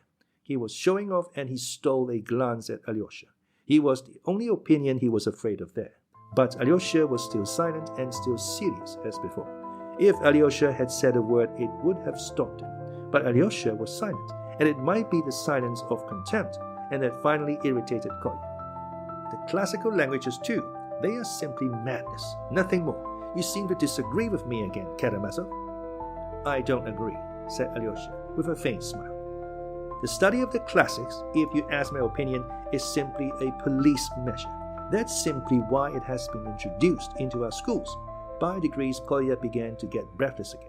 Latin and Greek were introduced because they are a bore and because they stupefy the intellect. It was dull before. So what could they do to make things duller? It was senseless enough before. So what could they do to make it more senseless? So they thought of Greek and Latin. That's my opinion. I hope I shall never change it." Kolya finished abruptly. His cheeks were flushed. "That's true," assented Smurov suddenly, in a ringing tone of conviction. He had listened attentively. "And yet he is first in Latin himself," cried one of the group of boys suddenly. "Yes, father, he says that, and yet he is first in Latin," echoed Ilyusha. "What of it?" Kolya thought fit to defend himself, though the praise was very sweet to him. "I'm fagging away in Latin because I have to, because I promised my mother to pass my examination, and I think that whatever you do, it's worth doing it well. But in my soul I have a profound contempt for the classics and all that fraud. You don't agree, Karamazov?" "Why fraud?" Alyosha smiled again. "Well, all the classical authors have been translated into all languages, so it was not for the sake of studying the classics they introduced Latin, but solely as a police measure, to stupefy the intelligence. So what can one call it but a fraud?" "Why? Who taught you all this?" cried Alyosha, surprised at last. "In the first place, I am capable of thinking for myself without being taught. Besides, what I said just now about the classics being translated, our teacher Kolbasnikov has said to the whole of the third class." "The doctor has come," cried Nina, who had been silent till then. A carriage belonging to Madame Holikov drove up to the gate. The captain, who had been expecting the doctor all the morning, rushed headlong out to meet him. Mamma pulled herself together and assumed a dignified air. Alyosha went up to Ilyusha and began setting his pillow straight. Nina, from her invalid chair, anxiously watched him putting the bed tidy. The boys hurriedly took leave. Some of them promised to come again in the evening. Kolya called the Perezvon, and the dog jumped off the bed. "I won't go away. I won't go away, Kolya said hastily to Ilyusha. I'll wait in the passage and come back when the doctor's gone. I'll come back with Perezvon. But by now the doctor had entered, an important-looking person with long dark whiskers and a shiny shaven chin, wearing a bearskin coat. As he crossed the threshold, he stopped, taken aback. He probably fancied he had come to the wrong place. How is this? Where am I? He muttered, not removing his coat nor his peaked sealskin cap. The crowd, the poverty of the room, the washing hanging on a line in the corner, puzzled him. The captain, bent double, was bowing low before him. It's here, sir. Here, sir, he muttered cringingly. It's here. You've come right. You were coming to us. Snegiryov? The doctor said loudly and pompously. Mr. Snegiryov, is that you? That's me, sir. Ah! The doctor looked round the room with a squeamish air once more and threw off his coat, displaying to all eyes the grand decoration at his neck. The captain caught the fur coat in the air, and the doctor took off his cap. Where is the patient? He asked emphatically.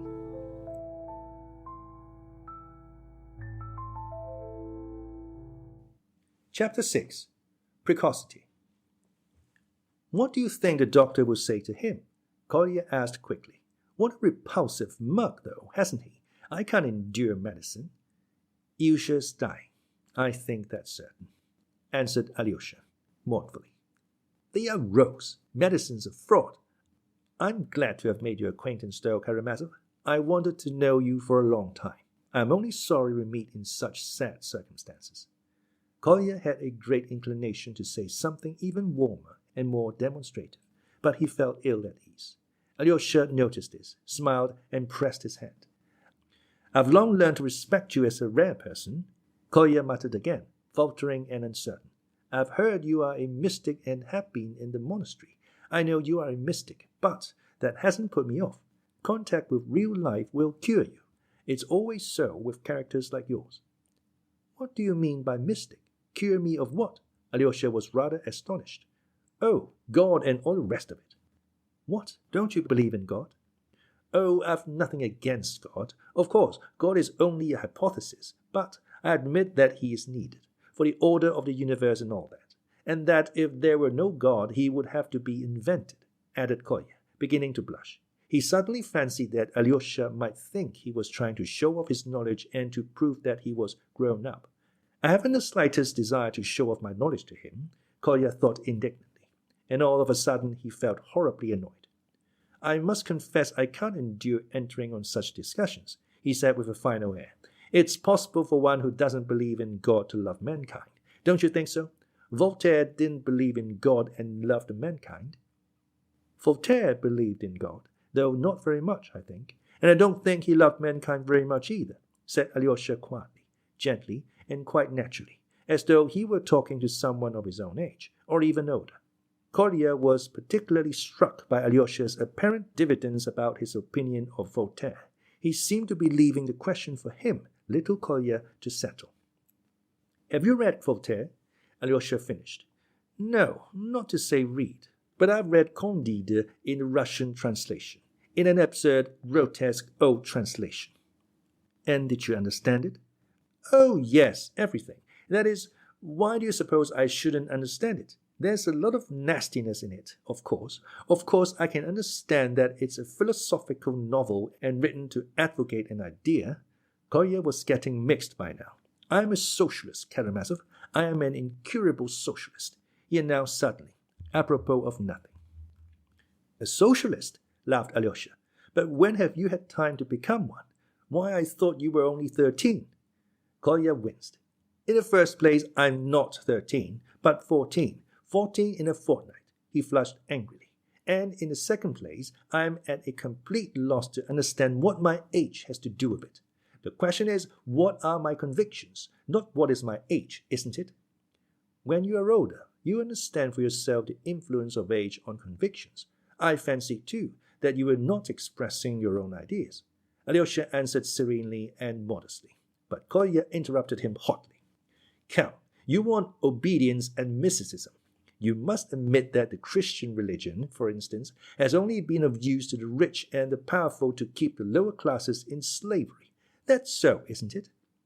Ah, I know where you read that. And I'm sure someone told you so, cried Alyosha. I say, what makes you think I read it? And certainly no one told me so. I can think for myself. I'm not opposed to Christ, if you like. He was a most humane person, and if he were alive today, he would be found in the ranks of the revolutionists, and would perhaps play a conspicuous part. There's no doubt about that. Oh, where did you get that from? What fool have you made friends with? Exclaimed Alyosha. Come, the truth will out. It has so chanced that I have often talked to Mr. Rakitin, of course, but Belinsky said that too, so they say. Belinsky? I don't remember. He hasn't written that anywhere. If he didn't write it, they say he said it. I heard that from but never mind. And have you read Belinsky?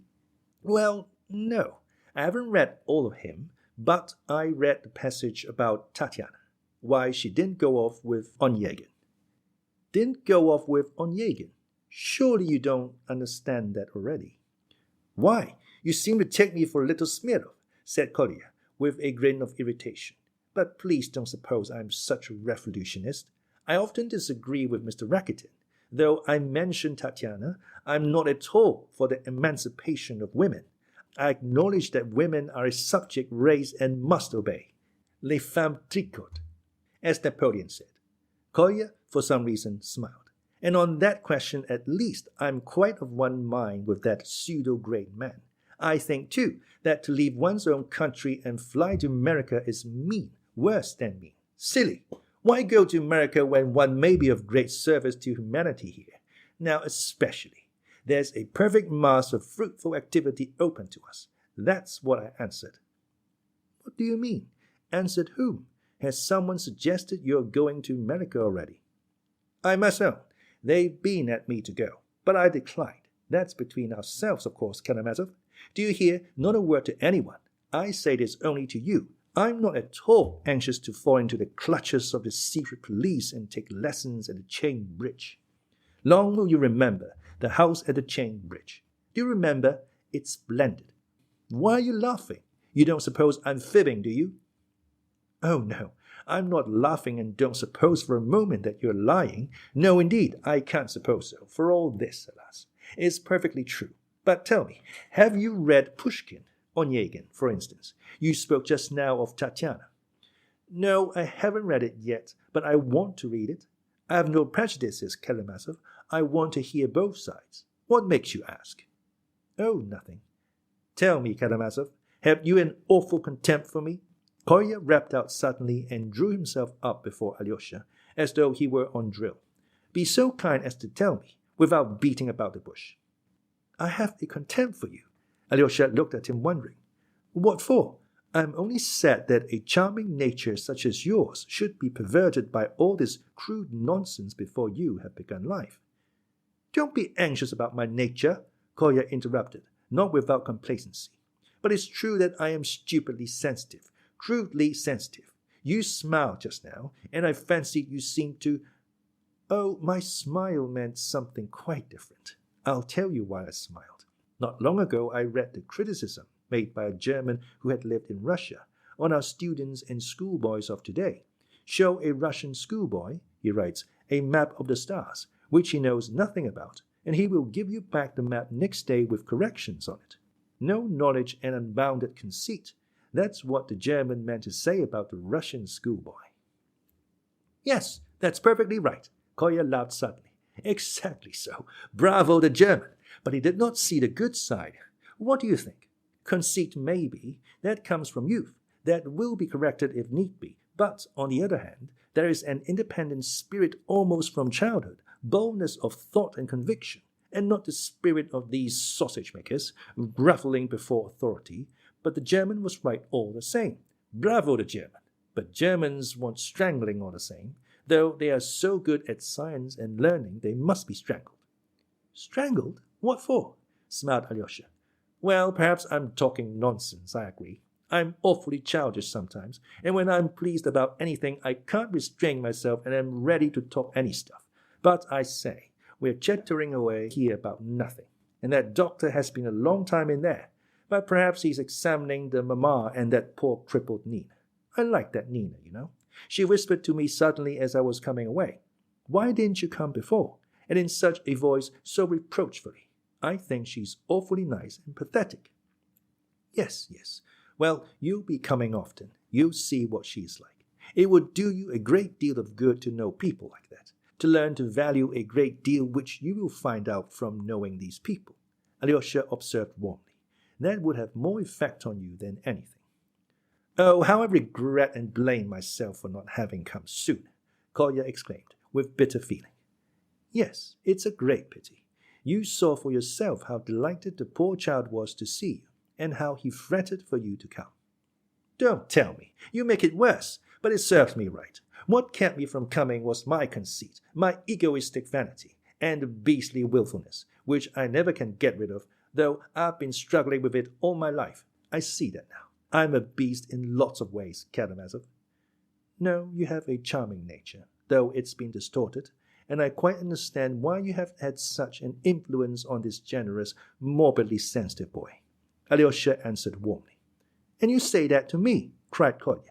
And would you believe it, I've thought several times since I've been here, that you despised me, if only you knew how I prize your opinion. But are you really so sensitive at your age?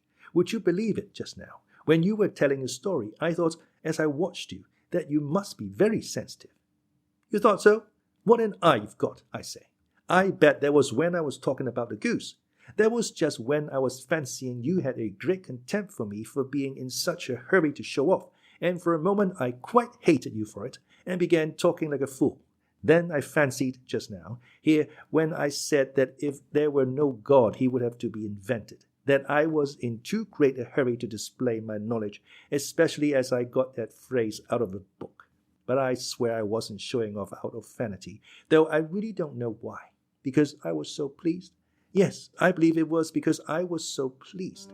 Though it's perfectly disgraceful for anyone to be gushing directly they are pleased. I know that. But I am convinced now that you don't despise me. It was all my imagination. Oh, Karamazov, I'm profoundly unhappy. I sometimes fancy all sorts of things, that everyone is laughing at me, the whole world, and then I feel ready to overturn the whole order of things. And you worry everyone about you, smiled Ilyusha. Yes, I worry everyone about me, especially my mother. Karamazov, tell me, am I very ridiculous now? Don't think about that. Don't think of it at all, cried Ilyusha. And what does ridiculous mean? Isn't everyone constantly being or seeming ridiculous? Besides, nearly all clever people now are fearfully afraid of being ridiculous, and that makes them unhappy. All I'm surprised at is that you should be feeling that so early, though I've observed it for some time past, and not only in you. Nowadays, the very children have begun to suffer from it. It's almost a sort of insanity. The devil has taken the form of that vanity and entered into the whole generation. It's simply the devil, added Alyosha, without a trace of the smile that Kolya, staring at him, expected to see. You're like everyone else, said Alyosha, in conclusion. That is, like very many others, only you must not be like everybody else, that's all. Even if everyone is like that? Yes, even if everyone is like that. You be the only one not like it. You really are not like everyone else. Here you are not ashamed to confess to something bad and even ridiculous. And who would admit so much in these days? No one. Anybody, and people have been seized to feel the impulse to self-criticism. Don't be like everyone else, even if you are the only one. Splendid. I was not mistaken in you. You know how to console one. Oh, how I have longed to know you, Karamazov. I've long been eager for this meeting. Can you really have thought about me too? You said just now that you thought of me too. Yes, I'd heard of you and had thought of you too. And if it's partly vanity that makes you ask, it doesn't matter. Do you know, Karamazov, our talk has been like a declaration of love, said Kolya, in a bashful and melting voice. That's not ridiculous, is it? Not at all ridiculous. And if it were, it wouldn't matter, because it's been a good thing. Alyosha smiled brightly. But do you know, Karamazov, you must admit that you're a little ashamed yourself. Now, I see it by your eyes. Kolya smiled with a sort of sly happiness. Why ashamed? Well, why are you blushing? It was you made me blush, laughed Alyosha, and he really did blush. Oh well, I'm a little goodness knows why, I don't know, he muttered, almost embarrassed. Oh, How I love you and admire you at this moment just because you are rather ashamed, because you are just like me, cried Kolya, in positive ecstasy. His cheeks glowed, his eyes beamed. You know, Kolya, you will be very unhappy in your life. Something made Alyosha say suddenly. I know. How you know it all beforehand? Kolya agreed at once. But you will bless life on the whole, all the same. Just so, hurrah! You are a prophet. Oh, we shall get on together, Karamazov.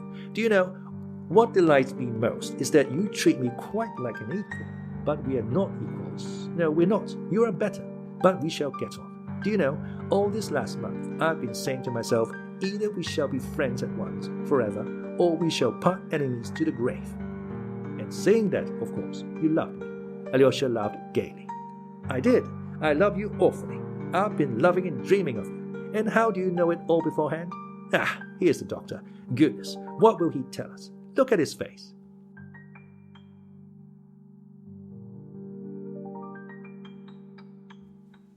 Chapter 7. Ilyusha. The doctor came out of the room again, muffled in his fur coat and with his cap on his head. His face looked almost angry and disgusted, as though he were afraid of getting dirty. He cast a cursory glance round the passage, looking sternly at Alyosha and Kolya as he did so. Alyosha waved from the door to the coachman, and the carriage that had brought the doctor drove up. The captain darted out after the doctor, and, bowing apologetically, stopped him to get the last word. The poor fellow looked utterly crushed. There was a scared look in his eyes. Your Excellency, is it possible? He began, but could not go on and clasped his hands in despair. Yet he still gazed imploringly at the doctor, as though a word from him might still change the poor boy's fate. I can't help it. I am not God, the doctor answered offhand, though with the customary impressiveness. Doctor, Your Excellency, and will it be soon? Soon?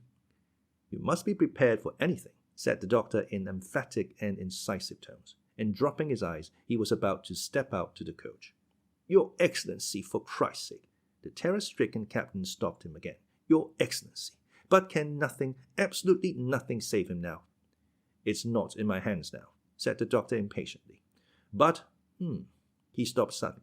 If you could, for instance, send your patient at once, without delay, to Syracuse, the change to the new beneficial climatic conditions might possibly effect. To Syracuse, cried the captain, unable to grasp what was said. Syracuse is in Sicily, Kolya jerked out suddenly in explanation. The doctor looked at him.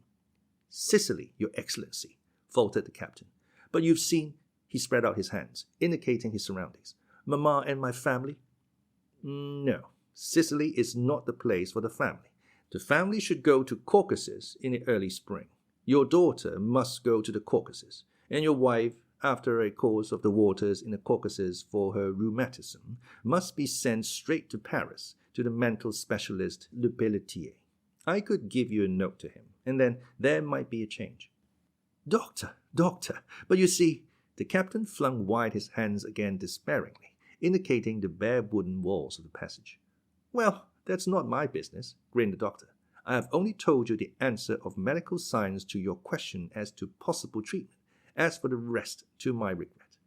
Don't be afraid, apothecary. My dog won't bite you. Kolya rapped out loudly, noticing the doctor's rather uneasy glance at Perezvon, who was standing in the doorway. There was a wrathful note in Kolya's voice. He used the word apothecary instead of doctor on purpose, and, as he explained afterwards, used it to insult him. What's that? The doctor flung up his head, staring with surprise at Kolya. Who's this? He addressed Alyosha, as though asking him to explain. It's Perezvon's master. Don't worry about me, Kolya said incisively again. Perezvon, repeated the doctor, perplexed. He hears the bell, but where it is he cannot tell. Goodbye. We shall meet in Syracuse. Who's this? The doctor flew into a terrible rage. He's a schoolboy, doctor. He's a mischievous boy. Take no notice of him, said Alyosha, frowning and speaking quickly. Kolya, hold your tongue, he cried to Krassotkin. Take no notice of him, doctor, he repeated, rather impatiently. He wants a thrashing, a good thrashing. The doctor stamped in a perfect fury. And you know, apothecary, my Perezvon might bite, said Kolya, turning pale, with quivering voice and flashing eyes. Easy, Perezvon. Kolya, if you say another word, I'll have nothing more to do with you. Alyosha cried peremptorily. There is only one man in the world who can command Nikolai Krassotkin. This is the man. Kolya pointed to Alyosha. I obey him. Goodbye. He stepped forward, opened the door, and quickly went into the inner room. Perezvon flew after him. The doctor stood still for 5 seconds in amazement, looking at Alyosha. Then, with a curse, he went up quickly to the carriage, repeating aloud, This is, I don't know what it is. The captain darted forward to help him into the carriage. Alyosha followed Kolya into the room. He was already by Ilyusha's bedside. The sick boy was holding his hand and calling for his father. A minute later, the captain too came back. Father, come, Ilyusha faltered in violent excitement, but apparently unable to go on. He flung his wasted arms round his father and Kolya, uniting them in one embrace, and hugging them as tightly as he could. The captain suddenly began to shake with dumb sobs, and Kolya's lips and chin twitched. Father, how sorry I am for you, Ilyusha moaned bitterly. Ilyusha, darling, the doctor said you would be all right. You shall be happy. The captain began. Ah, Father, I know what the new doctor said to you about me. I saw, cried Ilyusha, and again he hugged them both with all his strength, hiding his face on his father's shoulder. Father, don't cry. And when I die, get a good boy, another one. Choose one of them all, a good one. Call him Ilyusha and love him instead of me. Hush, old man, you get well, Krassotkin cried suddenly, in a voice that sounded angry. But don't ever forget me, Father, Ilyusha went on. Come to my grave, and, Father, bury me by our big stone, where we used to go for our walk, and come to me there with Krassotkin in the evening. And Perezvon, I shall expect you. Father. His voice broke. They were all three silent, still embracing. Nina was crying quietly in her chair, and at last, seeing them all crying, Mamma, too, burst into tears. Ilyusha, she exclaimed. Krassotkin suddenly released himself from Ilyusha's embrace. Goodbye, old man. Mother expects me back to dinner, he said quickly. What a pity I did not tell her. She will be dreadfully anxious. But after dinner, I'll come back to you for the whole day, for the whole evening, and I'll tell you all sorts of things, and I'll bring Perezvon. But now I will take him with me, because he will begin to howl when I am away and bother you. Goodbye. And he ran out into the passage. He didn't want to cry, but in the passage he burst into tears. Alyosha found him crying. Kolya, you must be sure to keep your word and come, or he will be terribly disappointed, Alyosha said emphatically. I will. Oh, how I curse myself for not having come before, muttered Kolya, crying, and no longer ashamed of it. At that moment the captain flew out of the room, and at once closed the door behind him. His face looked frenzied. His lips were trembling. He stood before the two and flung up his arms. I don't want a good boy. I don't want another boy, he muttered in a wild whisper, clenching his teeth. If I forget thee, Jerusalem, may my tongue... He broke off with a sob and sank on his knees before the wooden bench. Pressing his fists against his head, he began sobbing with absurd whimpering cries, doing his utmost that his cries should not be heard in the room. Kolya ran out into the street. Goodbye, Karamazov. Will you come yourself? He cried sharply and angrily to Alyosha. I will certainly come in the evening. What was that he said about Jerusalem? What did he mean by that? It's from the Bible. If I forget thee, Jerusalem, that is, if I forget all that is most precious to me, if I let anything take its place, then may. I understand. That's enough. Mind you come. Easy, Perezvon, he cried with positive ferocity to the dog, and with rapid strides he went home.